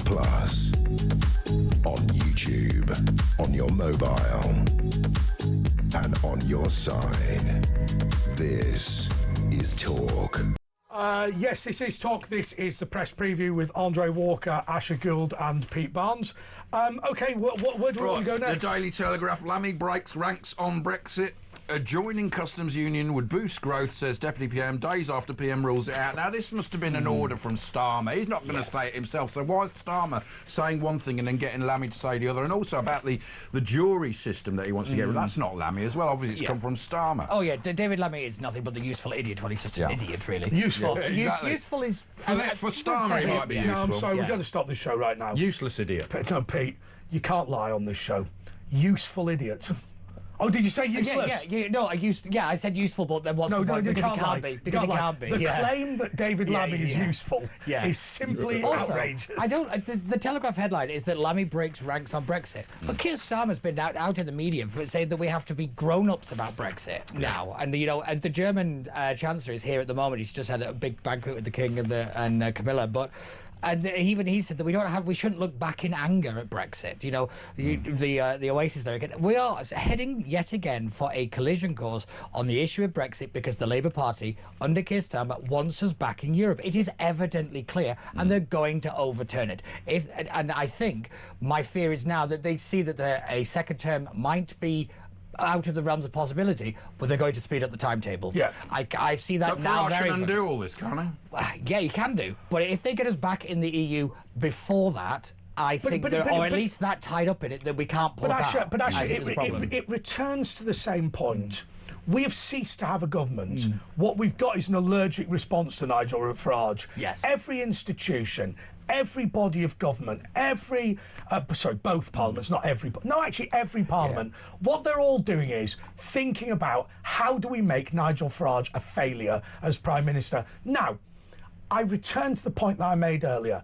There's no harm in saying, I think the guy's terrible, which is what you say. You think he's going to be ineffectual and whatever. But to simply say, let's postpone the elections. Let's make it impossible for him to appoint to the House of Lords. Let's ensure that executive bodies can't be altered. Let's get the BBC to run these campaigns. Yeah. This is not governance, it's a coup d'etat. Yes, without a doubt. And I said this point I can't think what I was on one of the many shows here, but I said we have to stop thinking that the things like the NHS, things like the civil service are passive institutions. They are active. They play a role and they are political. They will defend themselves and defend their positions. And I look to the NHS as being the biggest advocate of the trans agenda. They're ignoring the Supreme Court ruling. You have the Women's Institute. First cousin marriage, very healthy and good for the family economy. I look at the Women's Institute, so this is in the civil society, is that they said, well, we've got to follow the law, but we don't believe in it. This is the point, is they're not passive. They are going to defend themselves. Although they were just making it an excuse. No, they were. No, to be fair, Pete, the WI were going, well, we were well up for the trans agenda. I don't know, the woman in charge of it seems very much, she basically said, we can't break the law. But this is my point. You've got to change the culture to change the institutions. But it's not even changing the culture. I think we've gone even further than that. I just worry about this. It's a case of saying, we know the British people want to return to a patriotic agenda, want better economics, whatever. Now, you might be in the Pete Barnes school of saying that Reform are not going to do it very well, or you might be in, the Andre Walker school of thinking we should maybe give them a chance. But either way, we now have a country that is governed by executive agencies, and those executive agencies are actively fighting democracy. Yeah, they are. It's like the Soviet Union. Well, look at the manifesto. They just basically lie, because he doesn't. It's legal to lie. All Starmer's concerned about is it legal? He can lie in the manifesto and then just come out. Then he tries to, he's getting rid of juries. He's getting rid of actual democracy. Oh, we'll cancel that for this week. We know why he's cancelling the vote for 8 million people. He's throwing his political opponents in prison. I mean, if anything screams authoritarian... The one thing that is stopping... Do you know a fact? Tommy Robinson has never faced a jury. No. Never. Now, you might like this man or not like this man. I will tell you one thing, they would never have the guts to stick him in front of the jury. Isn't it up to him, though, to do whether he wants a jury? It's a complex process. I go back to... But let me tell you this. I think that So let's do the conspiracy theory. Let's embrace it like Asher just embraced it. You know, why is it that we've decided in the years before a patriotic government comes in, let's get rid of the public's power to decide who goes to prison. Let's stick it with the Crown Prosecution Service. Let's leave it with the judges. Let's leave it with the police. Why is that? What is the argument in favour? And my argument is that they are just literally incinerating everything to ensure that whoever is elected in the next election can't do anything. Yeah, agreed, because you can win a power all you like, but you don't have any. That's so you can be there. You're just a figurehead. And by the way, this is the Pete Barnes concern about this. Yeah. The next government pulls a lever and finds it's been disconnected. Yes, exactly. You pull the lever and nothing happens. That is a problem. Can't they reconnect it once they're in government? Only if you get rid of the people that disconnected it in the first place, and we haven't done that, which is Andre's point. But you made the Asher, you made the point. You know, it's Holak, it's jury trial, it's Ofcom, it's everything. And this list of things goes on and on. I was on with Ian Dale again with Ian today. Not Ian Dale. Not Ian Dale. Ian Collins. Ian I was on Collins. with Ian Collins. Very today. similar. Very easy mix up. That is. Yeah, I don't know why I said that with Ian today. I think you borrowed the makeup from Ian Dale. And I said, isn't it funny? You can't say what you want anymore. You've no right to a trial. You can't go anywhere. We were locked down to protect the NHS for years. It is ridiculous that our freedoms have been taken away from us, and it was all to protect the system. But you know, because the system has to survive at all costs. But these people are not idiots, Pete. They've heard your criticism, right? And I will tell you why they're not following the Pete Barnes criticism of Nigel Farage. I'll tell you why. Because they're not worried about it. What they're sat there doing, I don't know what this is. If that's me, I apologise. Here's what they're doing. They're sat there saying, we might have a slight sound problem, but don't worry about it. They're sat there saying, we can discredit Nigel Farage, we can discredit Kemi Badenoch, we can discredit all of the right-wingers and whatever. We probably won't beat them, but don't worry, because they have an Achilles heel. And that Achilles heel is that they probably can't reform and change all the things that we do. Yeah. Pete Barnes is sat there going, I don't know that Farage can do all the things he's saying. Let's make that worse. Yeah. Because we've now got 2 or 3 years to really screw it up for him. Yeah, definitely. And I look to the Democrats in America, because this is exactly what they tried to do. They tried to play politics with the system, to rig it, to make it there in favour of them. Yet the public turned on them in America because when trying to defend democracy, they became the villains of it. And that is exactly what the Labour Party and the left and the institutions are going to do. And the thing that they are most terrified of is it's not that Nigel Farage wins, it's that he actually might be quite good. And that this is the point, is that this is a turning point away from them. That's what they're actually terrified about. Here's where you're right, Pete. Here's where you're right. Somebody record that bit, please. Okay. Here's the fundamental problem. You know, Nigel Farage's government's going to be decided in the first couple of weeks. A couple of hours. Yeah. So basically, can he staff a government? I think that's going to be okay in the end, right? Here's the issue. He has got to wade through that many executive agencies, that much red tape, the abolition of the Supreme Court, recreation of the Lord Chancellor, abolition of HOLAG, dealing with abolish Natural England, get rid of the Judicial Appointments Committee, reform the entire judicial... I mean, every area of government. And if he doesn't do it all...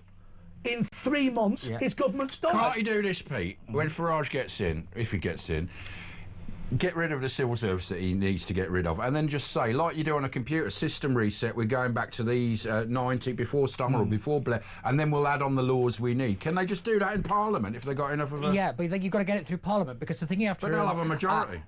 It doesn't matter, because what they can do... No, sorry, they won't have a majority. What they have at the moment is they're projected to get 315 seats in the House of Commons. They have 0 members of the House of Lords. If they did get a majority... And that's the point. Oh, right, and that's the point. So HOLAC is saying they will not approve his peers. So what happens is the House of Commons votes all this stuff, even if you had the bill. House of Lords votes no. Can't he change the House of Lords rules? He can change all of them. Not without the House of Lords consent. Not without the consent. So first you've got to deal with the House of Lords. The system will constrict but Tony him Blair beyond changed belief. it. Next. But the Labour Party have a majority of Lords. Next.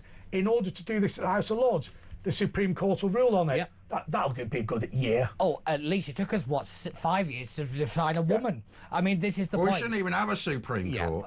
Parliament is the Supreme, or the Lords is the So what Supreme about Court. David Starkey? Ash is right. Yeah. What David Starkey says is the Supreme Court may well strike down the bill to remove the Supreme Court on the grounds of custom and practice. Yeah, 100%. And this is the point: is the system will constrain and constrict Nigel Farage, so But he is powerless. It will be like wading through mud. Look at month Brexit. after month. Look at Brexit. Now, what we've talked about here, remember, everyone, what we've talked about here is enough members of the House of Lords to pass legislation. And we've already done, what, a year, 18 months? Of And that's, no and if you legislative think about programme. it, it is the opposition to it that they'll slow, they'll delay, they'll pull out every convention to stop it. Every they'll, executive everything, agency will everything sue you will in the stop. Supreme Court. Look, we were pulling back conventions of the Parliament from what, 15 something? And you'll get the BBC to stop Brexit. The BBC, their chums in the civil service. Every single comment by any minister walks past and goes, "You look nice today." Sexist had a go at me. All that. All Anyway, that. we've got to take a little break. 03444 99 1000. We'll be back with the Daily Mirror, Ruby Wax and a Novichok inquiry back in a couple of minutes. Oh, yeah.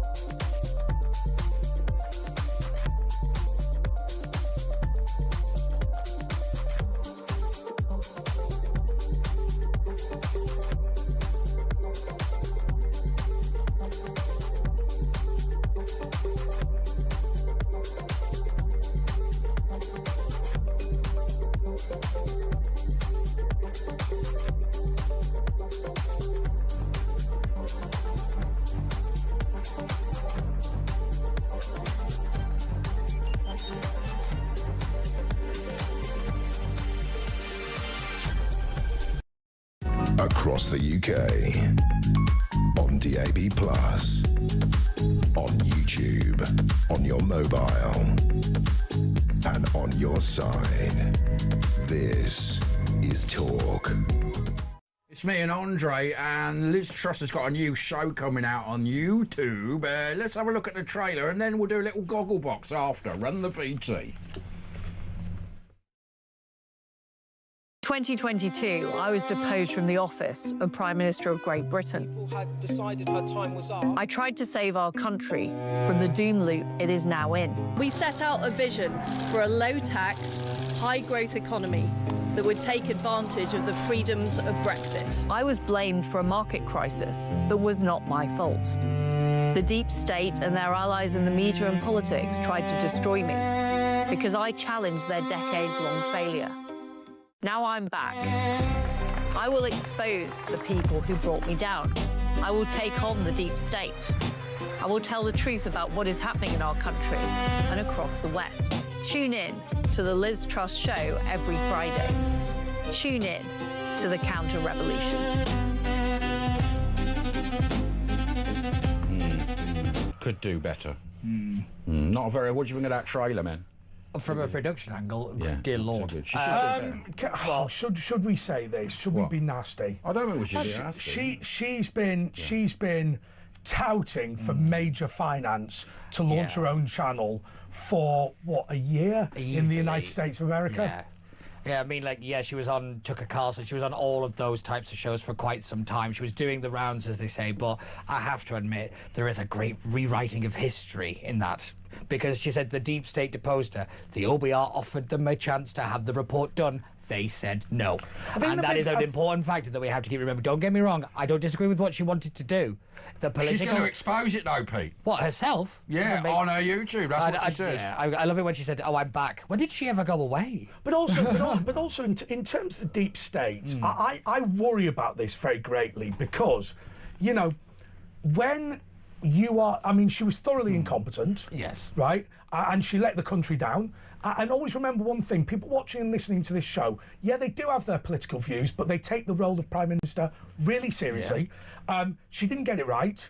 And to then turn around and lament the fact that people within government turned around and said, listen, you've got to stop. Yeah. And whether that be the military, whether that be the security services, whether that be the Bank of England, that's not the deep state. It's not, no. That's people putting... We're not a presidential system. We're a parliamentary system. That means that you have to work together. It's the idea of it. It's one of the reasons it's one of the most effective... Starmer doesn't believe in that. Well... There's a big problem, again, with the civil service and all the rest of it. But the idea that everything was against her and she played no role in her own downfall, which is what her line is, I find very concerning. But again, she was a reheated Margaret Thatcher. Did she have some good ideas, though, Pete? Yeah, she did. She genuinely did. But again, it is we had a bit of hope when she came on with her budget. I didn't. Lowering taxation, boosting growth. When it was Rishi Sunak and Liz Truss in the final two, I knew what was literally going to happen. That the Tory membership would always go to Liz because they didn't like what Rishi was offering, and that Liz would bring herself down because she's utterly incompetent. And it's not the fact that I don't like what she wanted to do; it's the fact that she had no skill to be able to. I did think she might be the next Thatcher. She played on that a bit. Didn't but also, like she says, for the decades of the failure, she was a key member of every single government that she's now decrying. I have to say to you, Pete, I've got an enormous amount of sympathy for what you're saying. And I'll tell you why. Because yes, politically I was on side with her, but always remember something. I am a political pundit, right? I'm a commentator. The discharge of governance is not what we talk about in this studio, right? Kwasi Kwarteng said that there was a failure to recognise that things needed to be done to keep the market happy. Look, was Rishi Sunak a shark who tried to get the position? Did he use the markets against her? Sure, he did, right? But at the end of the day, unfunded tax pledges from the British government were a nightmare for the market. They wanted Sunak in, didn't they? But also, if they were competent, they could have cut Sunak off. That's my point. They wanted Sunak competent in. number 10 could have seen Rishi coming because he didn't hide it and could have cut him off. That's my point, is that they were so naive that it's laughable, actually. My point about that, do you remember when Boris got in and Dominic Cummings and whoever was Chancellor, they said he wouldn't agree to do what Dominic Cummings said, so then Sunak came in. Well, why didn't they get rid of him? Because he wasn't going to agree to what he took them on. So what went on there? I've always found that interesting, really, that it was actually, Boris brought about his own downfall by hiring Rishi Sunak. Why did he do that? But, because at the time, Rishi had the credibility because of his finance background. He was also a relatively unknown, and they thought they could control him. How many times in history do we have to say you don't bring in somebody you think you can control because you never can? I've just thought about something, Pete, that you've said, right?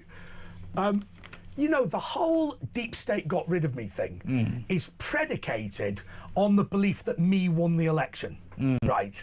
That me deserves to be in power.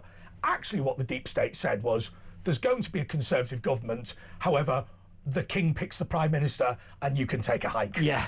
That's really what happened, isn't it? Also, it's the fact that realistically, she only won because of the party, the men in grey suits, organised the Tory election for her. But the whole... She had a lot more experience. She'd been in Parliament for years. Sunak had only just become an MP a few years ago. But always remember, in purely legal terms,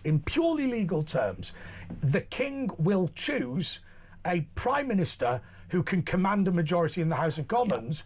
There is no legal commitment to it being whoever the Conservatives choose as their party leader. This is the thing I always have to... if she is right and somebody sat her down and went, get lost, then actually that's not the deep state. That is literally the law of the land. Yeah, and again, it's this confusion about how the Prime Minister gets their power.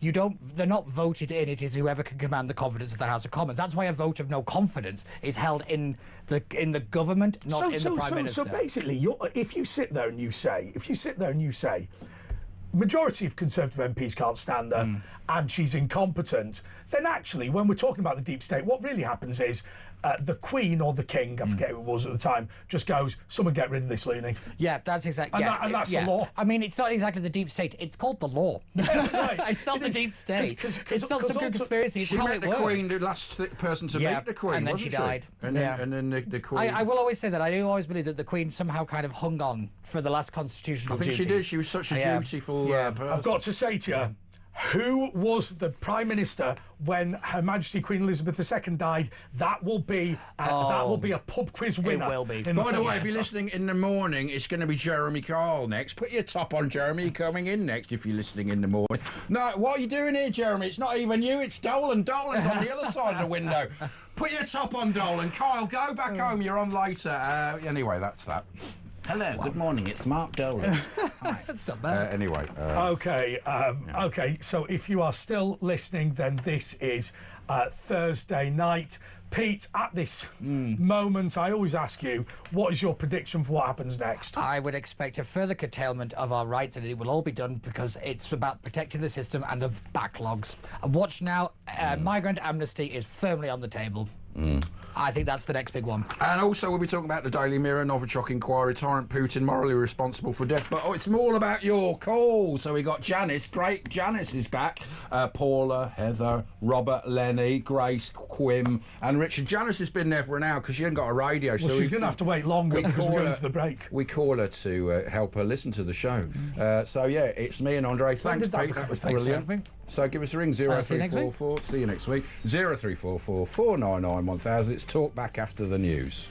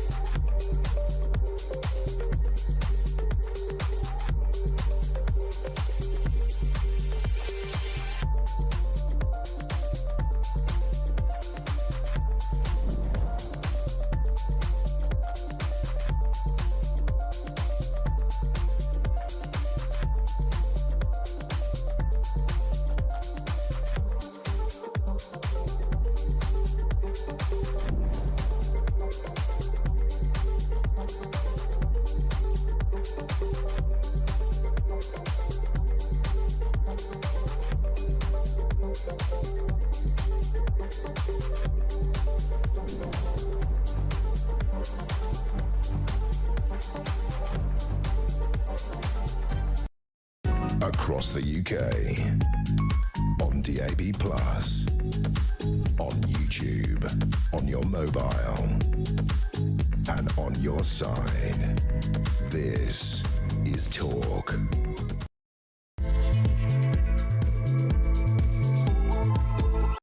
Okay, this is The Late Show with Andre Walker and Asher Gould, and I'm just going to say to you that the biggest story today across all of our shows is the way the BBC have smeared Nigel Farage. Honestly, I genuinely do not care what you did at school 49 years ago. I think it's important that you have the right to express yourself at school and to say things that are wrong and stupid and then learn from those mistakes. The BBC have deliberately tried to weaponise this in a desperate attempt to smear Nigel Farage. Now, look, doesn't bother me if the BBC hates Nigel Farage. It doesn't bother me if you hate Nigel Farage. But this has turned into now a major public institution, the latest major public institution, to now start to run a political campaign ahead of the general election on your expense. Also, by the way, I don't agree with Nigel Farage. I don't care about comedy shows that people now define as racist. I think it's all a load of old rubbish. And I think in reality, humour is humour. But the real sin here, and we're going to show the clip in a minute, the real sin here is the BBC trying to smear a political leader for political reasons. Let's show the clip again, then we're going to do your calls. Morning, Richard Tice said on the radio, he was asked about the comments made by schoolmates of yours who have said that comments you made they viewed as racist and offensive. He said that they were lying. You have said before that you did make comments. It may have been banter. It wasn't directly racially abusing anyone. So Richard Tice is wrong, isn't he? I thought this morning's performance by one of your lower grade presenters on the Today programme was utterly disgraceful. I think to frame a question around the leader of Reform's relationship with Hitler, which is how she framed it, was despicable, disgusting, beyond belief. Are you surprised that 500,000 people every year refuse to pay the licence fee? But let me say this to you. The double standards and hypocrisy of the BBC are absolutely astonishing. At the time I was alleged to have made these remarks, one of your most popular weekly shows was the Black and White Minstrels, right? The BBC were very happy to use blackface. Oh, and not just in the Black and White Minstrels, you did it in It Ain't Half Hot Mum as well. And what about Alf Garnett? Do you remember what he called Marigold? Do you remember the word he used to describe Marigold on not live, but on primetime national TV? I better not repeat the word, otherwise you'll all use it and say that I used it. Homophobia? It ain't half hot, Mum. Are you being served? Oh, and what about Bernard Manning? Perfectly happy at exactly the same time for Bernard Manning to appear on primetime national BBC comedy, telling jokes for which these days you'd probably get a knock at the door from our thought police and perhaps get a 31-month prison sentence. I cannot put up with the double standards of the BBC about what I'm alleged to have said 49 years ago and what you were putting out on mainstream content. So I want an apology from the BBC for virtually everything you did throughout the 1970s and 80s. And I will respond to your direct question. I've received many letters over the course of the last few days from people that I was at school with. This one I think is particularly relevant.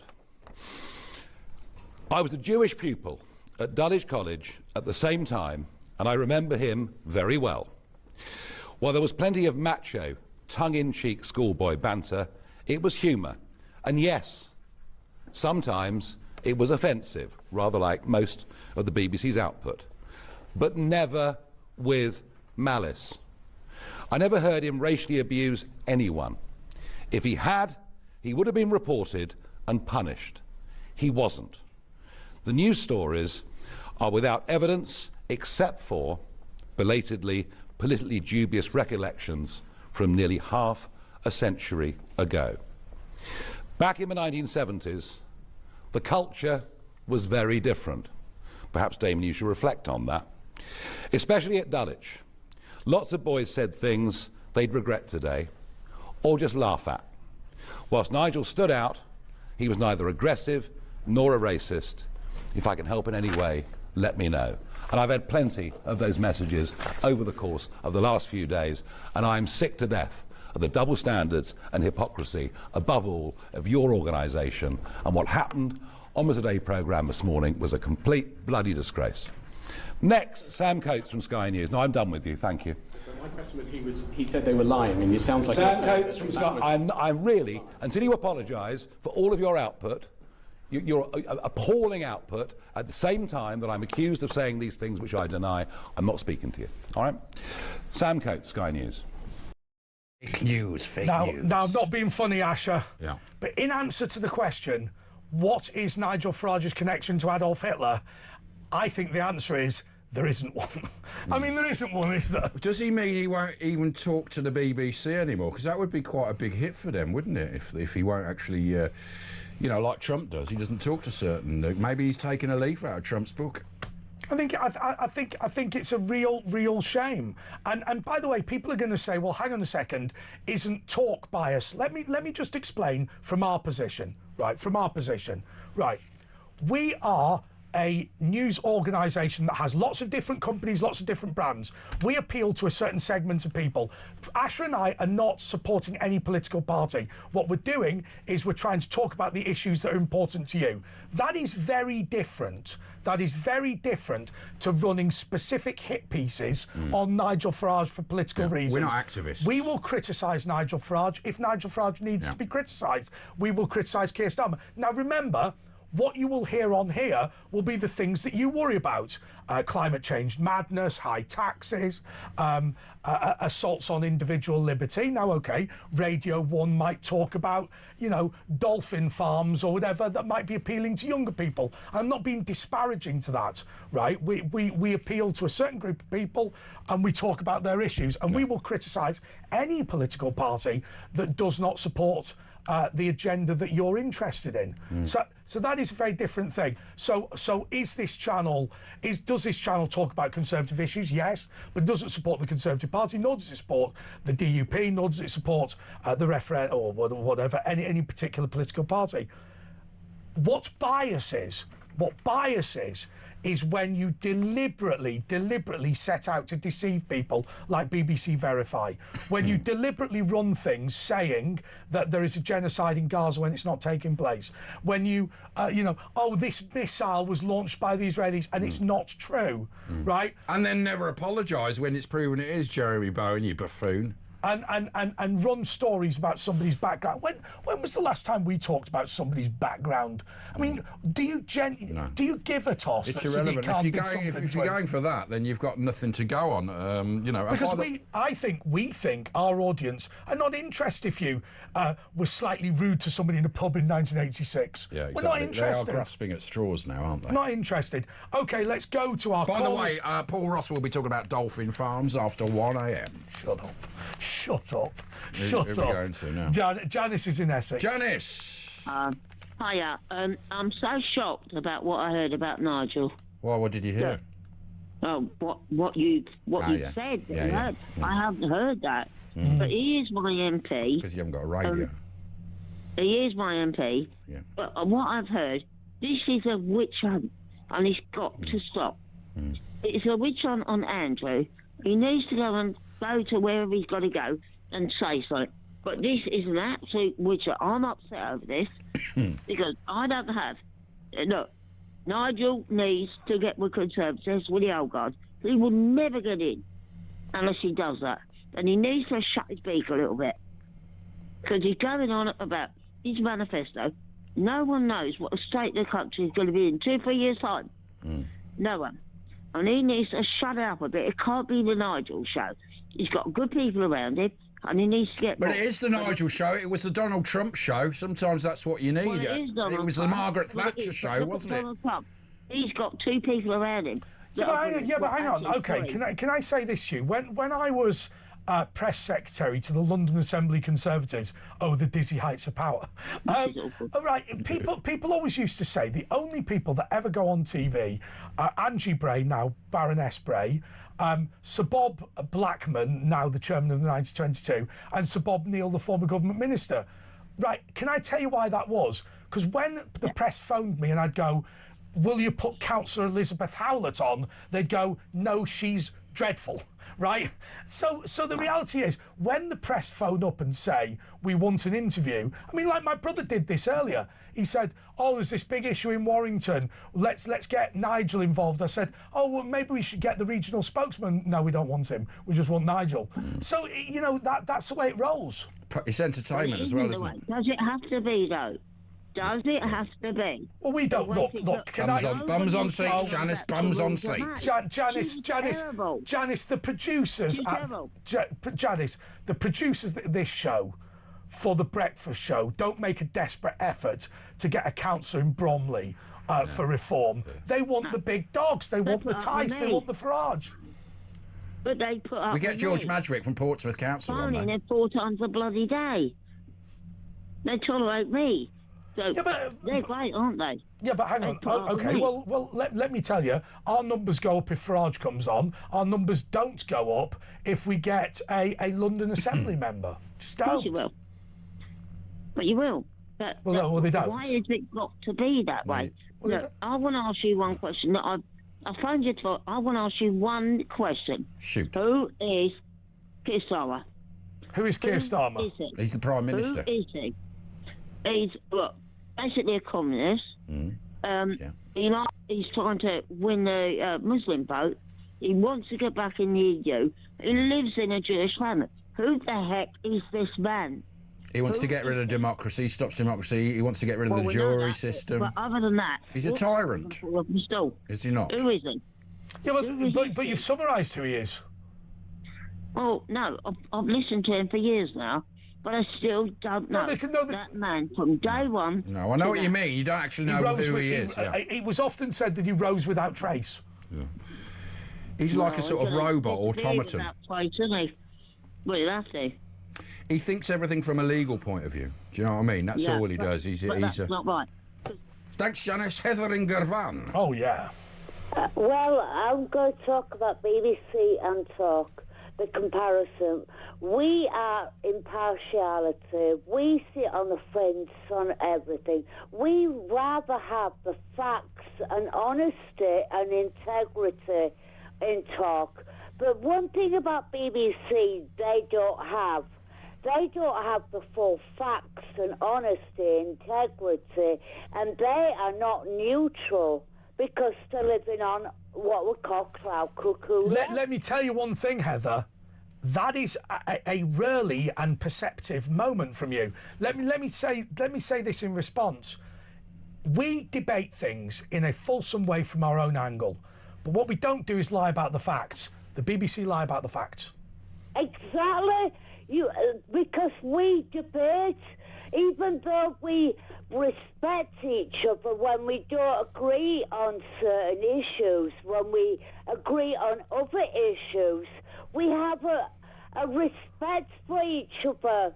We respect everybody's views. It's like when Peter Cardwell said, it's okay to disagree, to agree on everything. It's okay to disagree and agree and respect each other. But one thing about Talk, we have a debate. It's like a debating society. That's BBC doesn't have. They don't have the phone-ins like we have in Talk. They don't have all the people calling in BBC. And we have never edited a video in order to make somebody we disliked look bad. And I'll tell you the other thing we've never done. I'll tell you, in this building, if you asked a graphic designer to falsify bank statements in order to deceive a member of the royal family into attempting to I mean, if you attempted any of that, like Martin Bashir, they would heave you out the door. I'm not joking. They will kick your butt out of the building and you'll be fired. That's right.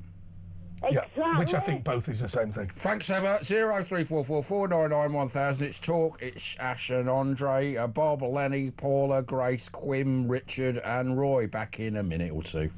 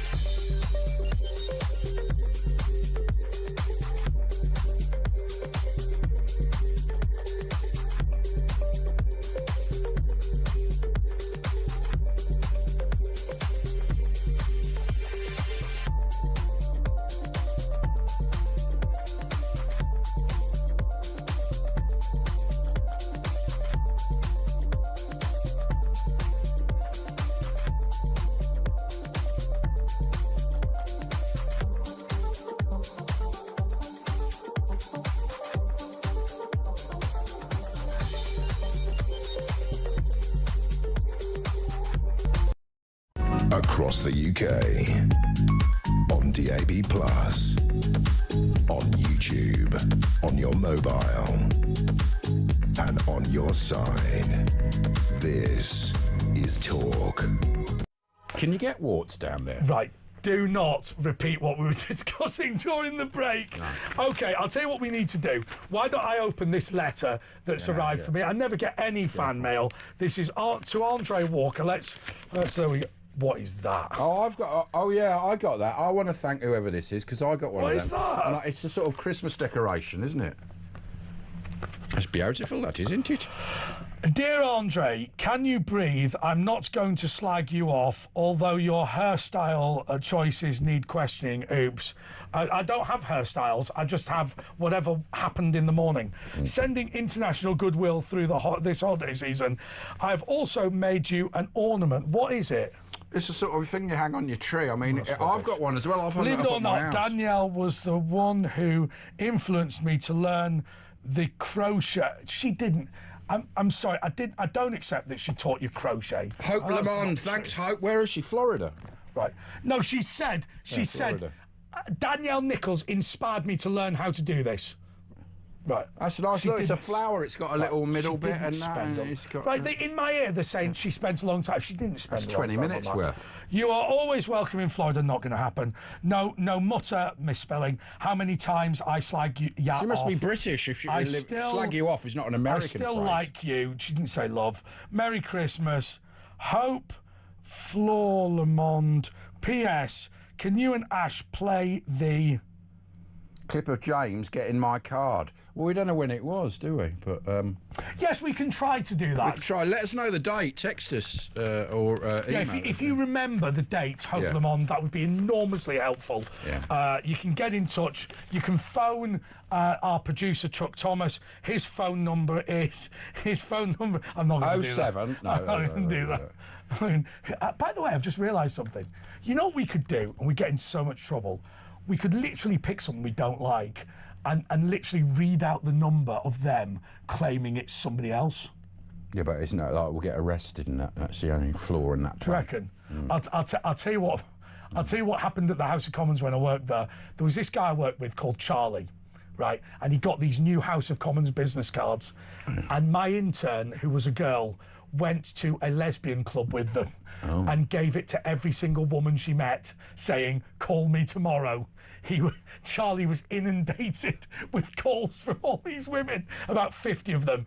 That got me into a fair amount of trouble, if I'm being totally honest. Anyway, let's go, and it's probably get me into trouble again. OK, let's go to Grace in London. Grace, you're on Talk. Hi. Morning, Grace. I don't want to get into a big argument, and I agree that the BBC shouldn't have edited the clip of Trump in the way that they did, but I do feel that it would be good if Farage apologised. Why? because I think that there are likely enough people who've testified to him saying things he shouldn't have said, and his own having said that he didn't say things in a malicious way suggests that he probably did say some things that he shouldn't have said. And I think it's really good to be humble and to okay. So extending your point, I think you've made it in a reasonable way, but always remember something. He basically has said it's irrelevant what I said at school. I wasn't being malicious. Who cares? Dragging him to make if somebody met him in the pub and said, "Hey, listen, mate, when we were at school together, I did think X was a bit off colour," and he goes, "All right, I'll buy you a beer and say sorry." That's one thing. Phoning the BBC and launching a political attack about something you said 49 years ago has got nothing to do with your concern about what he said. It was an attack. It's a political attack. Yeah. I've not been in a situation of having had my grandparents have to flee for their lives and then have people at school tell me that people of my ethnicity should have been killed. So I don't know how that... I have, though. And you know, when kids are 13, they say a lot of stupid things. I mean, I had mates who were of all creeds and colours, and you know, we all had a bit of bad banter at the time. It's what you do when you're schoolboys, isn't it? It's not what you when you're grown. Is it, Grace? Is it your view that something said? I mean, it's well known by anybody who's dealt with teenagers that they will hit the nuclear button and say the most crass and offensive thing they can think of. Especially Dulwich College ones. And I mean, Grace, if I'm wrong, you can pull me up. But my understanding is it was widely accepted that things that teenagers say in anger ought not to be taken as a genuine expression of their heartfelt views. That's what I thought. Am I wrong? I feel that with young people there's a grey area because we progressively develop our understanding of right and wrong and of the world around us. So I wouldn't just write off what young people say. But you're pretty stupid when you're a 13-year-old boy, you know what I mean? But always remember something. When you were offended by Nigel Farage, which you may well have done, you could have gone to the head teacher. You could have gone to the form teacher. You could have gone to the Farage family. You could have gone to him personally. You could have gone to your prefect. You could have gone to the head boy. You could have done all of those things. What you chose to do was wait 49 years and then phone the BBC. And in fact, they did it about 5 years ago, but they didn't have traction, so they did it again a few weeks ago. So first of all, you waited 44 years, phoned the BBC, and when that didn't work, waited a further 5 years and phoned them again. My thinking is not so much about the course of action of courses of action of the individuals who have testified to what he said. My thought is more broadly, from a theological perspective, it is really good for us to be humble. But the reason, Grace, we're disagreeing with you is perhaps not the reason you think. The reason we disagree with you, I think, is this. It is appropriate to call to account young people who say and do things that are bad. That's what a loving family does, right? And that's what a loving community does. Let's just say it like this. It's an inappropriate environment to rebuke a 14-year-old 45 years later and make it political. And what he says in response to that ought not to reflect the crime, it ought to reflect the circumstance. So, as I say, if somebody walked up to him and said, "Hey, listen, you know, our family were affected by the Holocaust. I know, whatever, but you shouldn't have said that to me," right?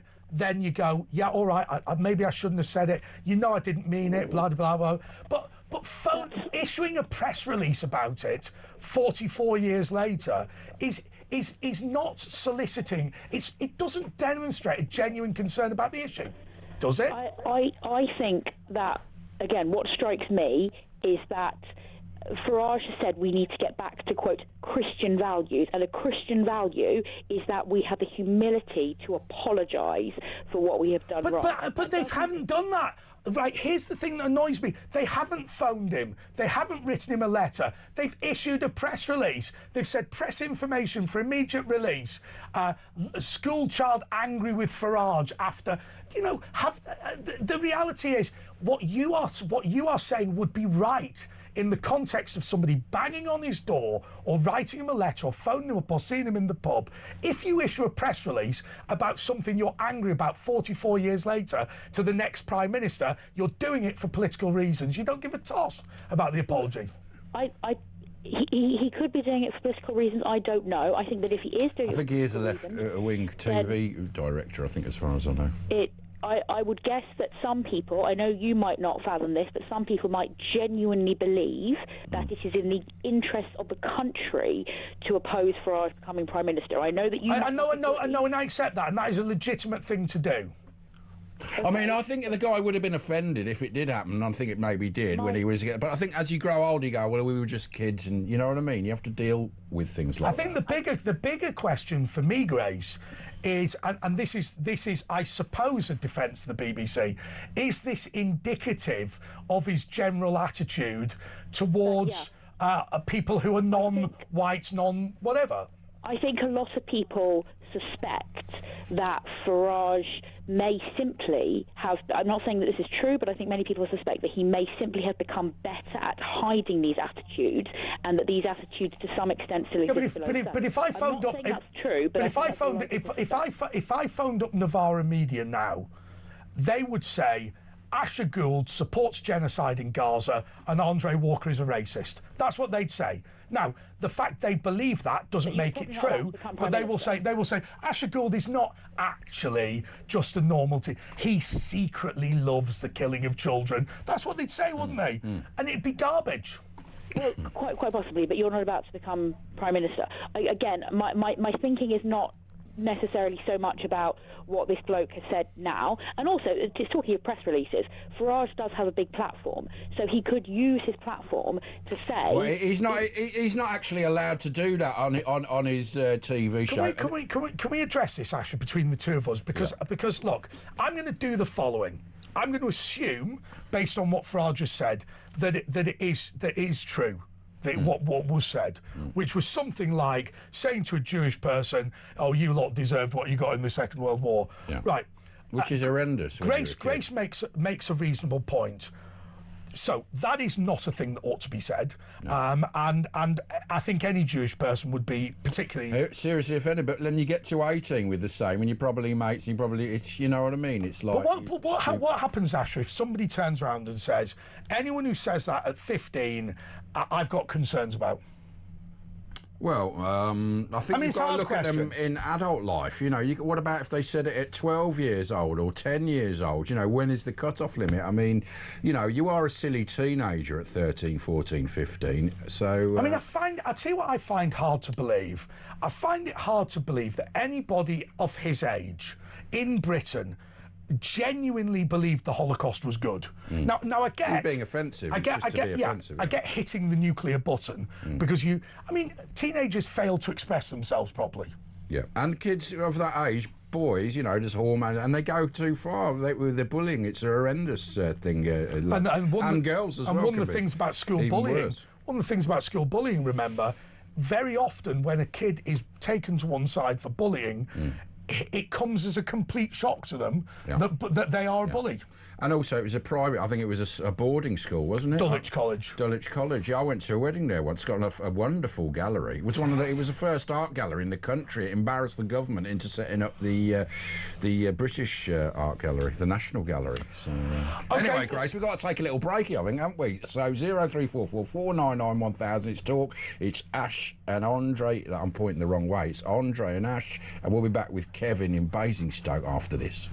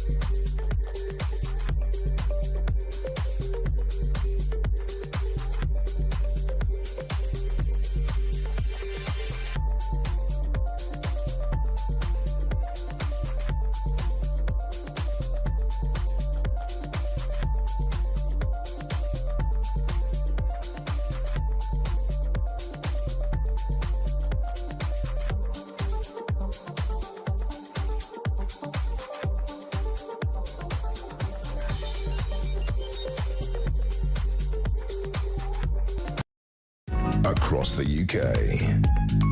On DAB+. On YouTube. On your mobile. And on your side. This is Talk. Do you know what? This is a Late Show with Andre Walker and Asher Gould, and we were talking about, during the break, Nigel Farage. And, you know, we've got a producer in the gallery, and he said, listen, and we agreed, Nigel Farage at school will have been a right little toe rag who will have said whatever it was to be contrarian. And one of our guys in the gallery goes, look, if I'd been at school with him, I'd have just thumped him. And that's the reality, isn't it? Because I think that Nigel Farage will have been somebody who will have tested boundaries by being deeply provocative. Yeah. Very similar to Bernard Manning, actually. Because I will tell you, that Farage personality didn't happen 10 minutes ago. He will have been a little toe rag. He was born smoking Rothmans. Right, let's talk to Kevin in Basingstoke. Kevin. Morning. What's up, man? The thing is with Nigel, he's all over the place. He's all over the place, isn't he? First of all, he said he didn't say, and then he said he might have said them. Then he said, "Oh, if I did say them." I don't think he ever truly denied it, did he? Yeah, but hang on a second. If you said to me, what's the most offensive thing you said to somebody when you were 14? I might have said that. I might not have said it. Doesn't sound like me, but maybe I said it. Yeah, I don't know. Well, Richard Tice is saying that he definitely didn't say it, and he's saying he didn't say it now. And also, Tice wouldn't know, doesn't he? 20 people, including a teacher, are saying he did. And it wasn't just when he was 13. It was right up until he was 18. And these people didn't get... These allegations have been out there for 10 years. And the Still 40 years ago, though, isn't it? These but okay, so Kevin, so say you're right.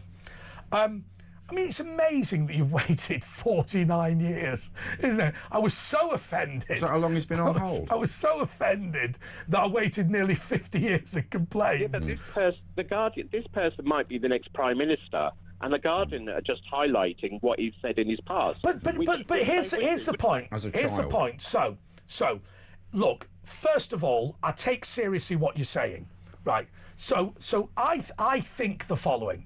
And Asher and I have had a conversation about this. Right, so I think, first of all, the guy's clearly a knob at school. Right, let's just, he's a contrarian, he's rude to people, he takes the view that's different to everybody else. This is a man who's dined out on being the exceptional one, the different one and whatever. So he's done that for ages. So he will have said loads of provocative and offensive stuff over the years. For me, the big question is, exactly what Grace said. Does this demonstrate that he is a secret racist? Now, I don't know whether Nigel Farage is a secret racist or not. But what I do know, or what I think is, there is no evidence. Sorry, let's be clear. This doesn't constitute evidence for me to believe he is. That's what I'm saying. I'll answer that if you let me. Yeah, go for it. I mean, he has said some other, pretty racist things. He says that he doesn't like hearing foreign people speaking their own language on the bus. Well, I agree. I agree with that. I think people in England should seek to speak English. There's nothing wrong with being bilingual, but... Yeah, but what's wrong? If you're German and you're sat there with your German friends and you speak better in German, you're going to speak German, aren't you? Well, no. But I don't think he minds German. But the point I'm making is, it is my preference for people in England to learn to speak English. Now, I've no problem with bilingualism, but I don't think it's particularly racist to say that. Well, if his wife was sat there with her mother and they were speaking German, that wouldn't offend him, would it? Well, I think it did, and they got divorced. I mean, really? he couldn't have liked her that much. Because she was speaking German to her mother. Well, we don't know why they got divorced, but I mean, it didn't end well. Yeah, but he also said he wouldn't want Romanians next door. Let's go back to, if you like, his dating past, right? Let's go back to that. It is if he was a racist against European people who were not British, I mean, why did he marry a German? Why is he dating? His current partner, Laura Ferrari, I think, is Italian or French. I can't remember. But Ferrari's Italian. Yeah, okay, but so the point, once again, you're saying He doesn't like people on the bus speaking foreign languages in London. That proves he's racist. But I raise you, a number of his partners have been white Europeans who do that. So how does that demonstrate he's racist? Yeah, but I mean, I hear people that are racist, and they say, "I'm not racist. I've got black friends," and they come out with the most racist things. So just because you might have a friend. That's slightly different. We started at the beginning of the show saying people can be. Can enact racist policies or can enact bad policies without being either bad or racist. That's different. If you think that Farage's immigration policy is racist, that's fine. It doesn't in of itself prove that he is a racist. Well, what about Sarah Pochin saying that seeing black faces on commercials drive her crazy? That is pretty racist. It's not. I mean, well, she's really saying it's not representative. That's what thing. It's the woke PC brigade, isn't it, that are doing this to us, and it's every single I think I will say one thing, Kevin, and thank you so much for raising all of this. I think the difficulty with this, and I've thought about this long and hard in terms of adverts. In the past, people said, people who are black or Asian or Chinese or whatever, said there is a generally unwelcoming environment that when I turn on the TV in Britain, where I was born, and I don't see anybody who looks like me or sounds like me or whatever. And I think that is a reasonable comment. It's racist in a way in itself, because it's saying, we can't have two white people. That's terrible. Yeah. That's racist in itself, isn't it? However, if you, exactly what Asher just said, if you turn around and say, I'm Asian, born in the United Kingdom. I hate the fact that British TV in the 70s had no Asian people, and that made me feel unwelcome. You had mind your language. I get that. Well, no, that was a bit. But then when people in London see Sadiq Khan's style guide saying that you should not have white families on any TfL or London Assembly material, for the same reason Asian or black people might have felt unwelcome, I think white people do as well. And I have to say to you that I think it is a difficult balance, but there is a feeling amongst people that there is an unwillingness of advertisers to show white heterosexual couples. Sorry, go on. It is a bit of a track record, isn't it? I mean, you've heard of the AfD. I mean, that's a far-right group in Germany, and he's spoken at that rally where he got. Well, I mean, isn't it just a normal? It's a sort of right-wing party now, and they've shut it down, haven't they? But Kevin, here's my point. I've heard what you've said, right? And I accept that you might be offended or angry about it. But I genuinely agree with him. So I'll tell you where I agree with him. I agree with him that we should start saying, if you're in the United Kingdom, you should speak English. You can speak other languages as well, but your first language should be English. Next point, I think that there has been a great tendency to put black, Asian people, gay people on the TV. And actually, there are white heterosexual couples who say, hey, where's the representation for me? I think that's a reasonable thing. In terms of the comments about about Romanians living next door to you, I guarantee you, having been to university, living next door to 8 blokes in a house, 8 young blokes, whatever country they're from, is a bad thing. And the reason I make that point is because he wasn't specifically talking about them being Romanian. He was specifically talking about the fact that the migration was principally young men and they were all living together. And actually, the fact they were Romanian wasn't the relevant factor. The relevant factor was it was 8 blokes getting tinned up next door to you. Now, having Asher, I don't know what it was like when you were at university. My student house with me and my 4 mates was a disgrace. Yeah, it was terrible. We had the environmental health round trying to shut our house down. No, give Kevin the final word on this because he's been fair-minded. Go for it, Kevin. Well, I live in a shared house, and I'm the only English person in the house, and I can tell you that they don't all get drunk. I mean, but they're probably not 18. Well, some of them are. They're all ages, and they're just people, normal people like us. They go to work, they come home, have their dinner, and they might go out at the weekend, but a lot of them don't. They're just normal people. They're not different. Just Can I ask you this before we go to the break? One thing I would say is before we left the EU, most of them were white European. But now there's Indians and Africans here because the Europeans are not coming here anymore. That is true, and it was a deliberate policy. Can I ask you this, Kevin? Because you phoned up, you've given us a fair crack, you've had a fair debate with us, and I respect you for that. Grace phoned earlier, and she said that what she has seen indicates that the next Prime Minister, Nigel Farage, if he is going to be the next Prime Minister, is a closet racist.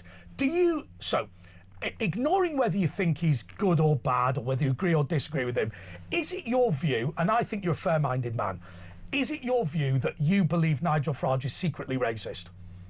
Well, yeah, I do. Honestly, I do. I mean, I know that's not going to go down popular on this channel. But what are you basing it on? Just this story about him doing this? I mean, what other evidence have you got to say that? Well, he has run through it. Well, yeah, I mean, I personally do. I mean... The reason I asked you that question, Kevin... A lot of people, a lot cleverer than I have, that have called him out. OK, let's cut Kevin off, but the reason I asked Kevin that question is very simply this. I know that Kevin is a fair-minded person, decent bloke, and he genuinely believes it.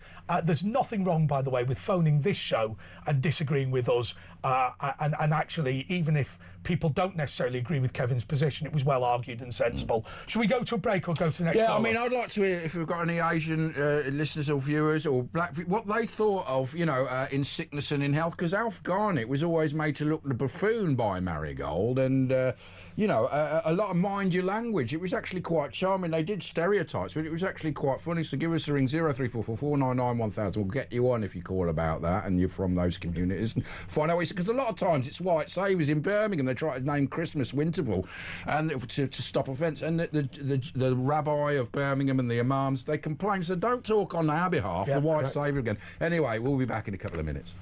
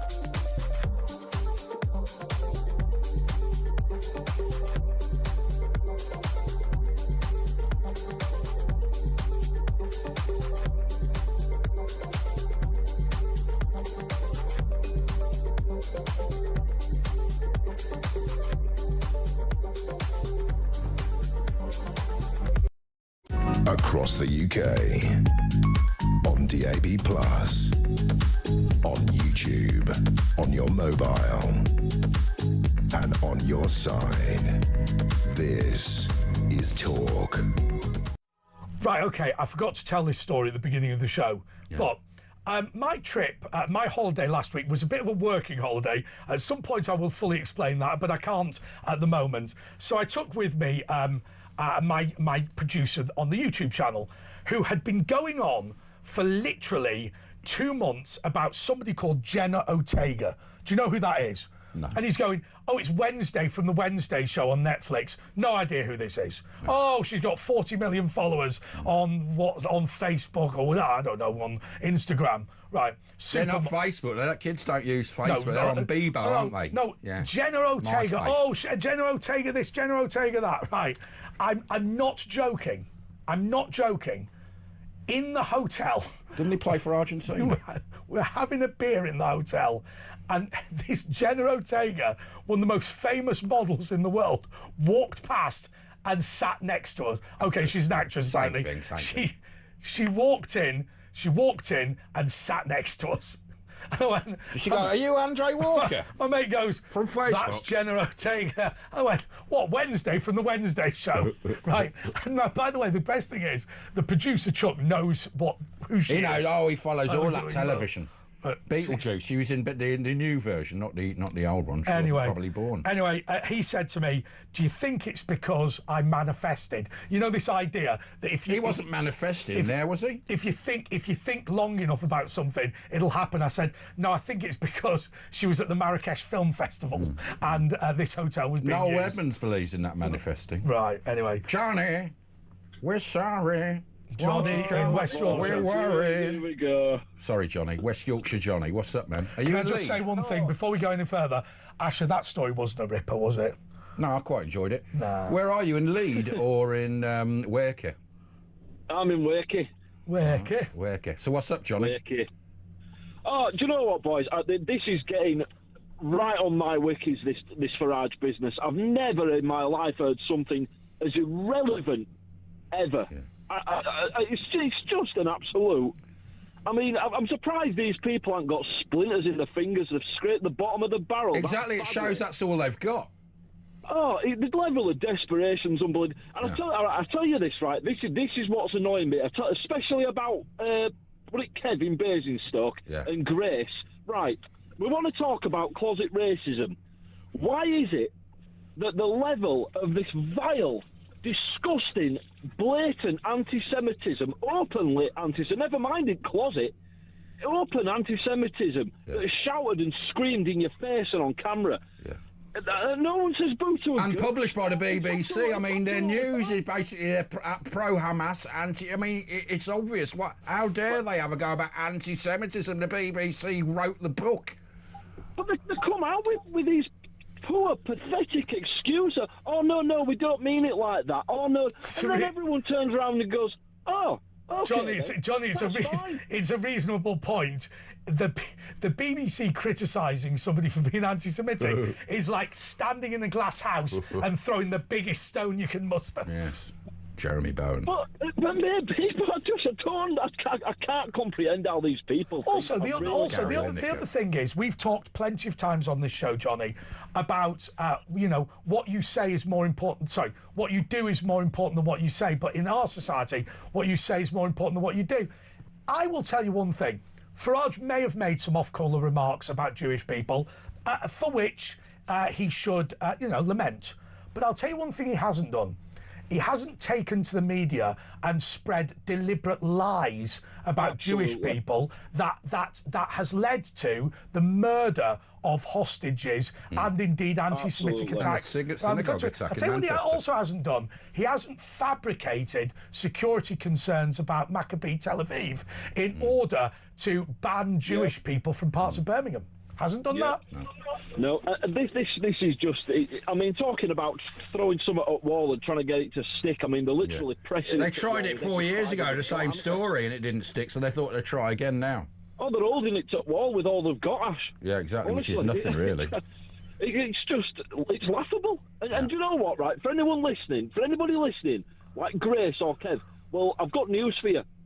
The British people, the normal British person who is sick and tired and fed up to the back teeth of the way this country is, can see straight through it. I've got Johnny. I've got more sympathy with Kev's position than Grace's position. I think the problem is with Grace that you know, there's a great naivety in saying, oh, these people are probably very upset and you should apologise. I think Kev's position. I'll tell you what I think about Kev, where I've got more sympathy, is he's basically saying, look, the guy's massively anti-immigration, which I don't like. The guy believes that the English language should be superior in Britain, which I don't like. But at least he's got a policy focus. Do you see what I mean? Yeah, I suppose so, Andre. Yeah, but well, I'll tell you this, right? I'll leave you with this one then, and I'll get off because I know we're nearly getting to end. Getting to end. I left high school. Getting to end, old lad. I left high school in 2007. Yeah. So for 4 years prior to 2000, that was my high school era. And I don't know about you guys. But up north, don't you leave school at 13? It was brutal with a capital B. Yeah, yeah. It was. I've seen brutal. Kes. I know what goes on up north. Oh, honestly, it was brutal. Yeah, but our school was brutal. It was run like a prison, our school. It even had the yellow glossy bricks, and our PE teacher was ruthless, but we did do well in sports. Not with me, like. But, well, I mean, someone could say something nasty to you, you'd go and tell a teacher, and then you'd get beat up next day. Yeah, exactly. And if the guy would have reacted to Farage in a different way, they could have become like mates. It was because he showed a reaction, and then, I mean, you can't say it was the wrong thing to do. In my school, it was basically a competition for who could say the most offensive thing to somebody. That's what boys of that age do. Yeah. Or throw somebody into a first year, just shoulder barge them and go, oh, you know. Yeah, it was. I mean, I don't remember any of it being particularly. I mean, you got ripped for whatever you could get ripped for. Exactly. All of us used to call each other terrible names, but we were mates. Actually, it was just a sort of dark humour. And it's like what you can't. Is that Kevin Bridges' joke? I don't know if you've heard it, where he's like, "Oh, you can't take a good shaming. You'd get shamed for everything." Oh yeah, literally. There was a kid at my school who got ridiculed for dating somebody, and all that happened, dating a bloke, all that happened was somebody walked into the class and went, is this person here? And they went, he loves you, right? And for 5 years, it was like, all that happened was they went, is this guy in the class? And that was it. Why is he after you? He's after, it was just all garbage. Exactly. It's all garbage. And we've not got bigger things to worry about right now than what someone might have said nearly 50 years ago. I mean, come on now. By the way, did anyone do this? First day back at school, you get your textbook. Page 15, it's Asher's dad. Page 15.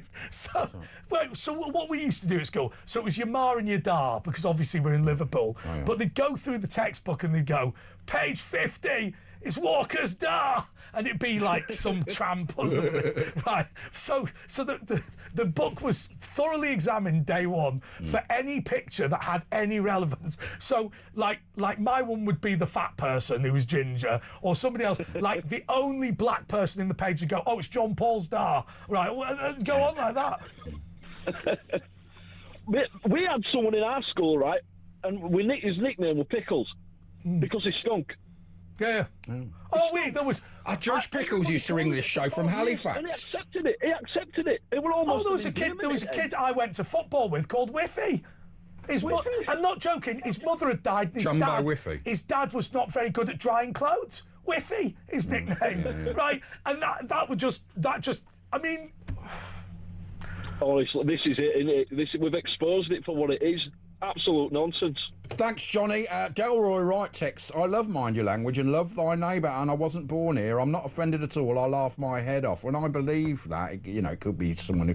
But, it is a lot of white people who complained about stuff, but a lot of these comedies weren't... there were some that were worse than others, but, like I said, Mind Your Language was sort of almost charming. It sort of was stereotypes. There was the Italian and the Spanish and the Indian and the Pakistani, and they were always fighting. It was sort of like... I think most people who tell a racist joke or whatever are probably just more interested in comedy than driving forward a racist message. Yeah, I mean, it's not you sat there going, oh, what was the message behind Bernard Manning? Do you know what? I think he was just trying to make you laugh. He was offensive to everyone. He picked whatever he could to be offensive. Right, so let's go to Jasmine, the Teenage Witch. Yasmin. Hiya, darling. Hello. Oh, yes. I used to watch Love Thy Neighbour and Racist. Alf Racist, Yasmin. and I used to watch everything like that. But you're actually, you're part Muslim, aren't you? You're half... No, I'm not. I've never been a Muslim. Well, no, but you're Asian, half Asian and half white, aren't you? Or Yeah, quarter Asian, three-quarters Irish. Right. That's what I am. A big mix. Yeah. But, It's not a big mix, it's only two things, if I'm it's not being that big a mix. totally honest. yeah, but I've got other ancestry, you know what I mean? Like Jewish, Oh, yeah, that's right. Like Boris Johnson, you've got from everywhere, haven't you? A smorgasbord. But I did love the comedies in them days, and they're still showing a lot on YouTube anyway. But I did love Alf Garnett, and he always came off worse. Exactly. I mean, Marigold used to really take the mick, and he'd get the better of him. People don't understand, and Alf Garnett was all sort of playing a real character that these sort of people did exist. Yeah, but I remember Alf Garnett when Blair's wife's dad was in it. Tony Booth. That's right. Yeah. Yeah, that's when I remember. He was a bit anti-Semitic, wasn't he? Yeah. Yeah, but it was He was a bit of an anti-Semite. Yeah. Well, it was a funny comedy, but people then used to just shrug 99% of it off. They just shrugged it off. Yeah. But nowadays, you can't say anything. But you're being people are pretending to be offended for offended's sake. I mean, if you look at one of these old comedies and go, that's out of date and I'm not interested anymore, that's fair enough. But, you know, this whole, it's a calculated insult to the Jewish community, what Alf Garnett said. No, it's not. It just he was isn't. Jewish anyway. Exactly. Warren Mitchell. I went to see him at Wolverhampton Civic Hall back in the 80s. The other thing about Nigel Farage saying about talking on a bus and Asians talking or people talking in different languages, I'm going to tell you something that happened to me.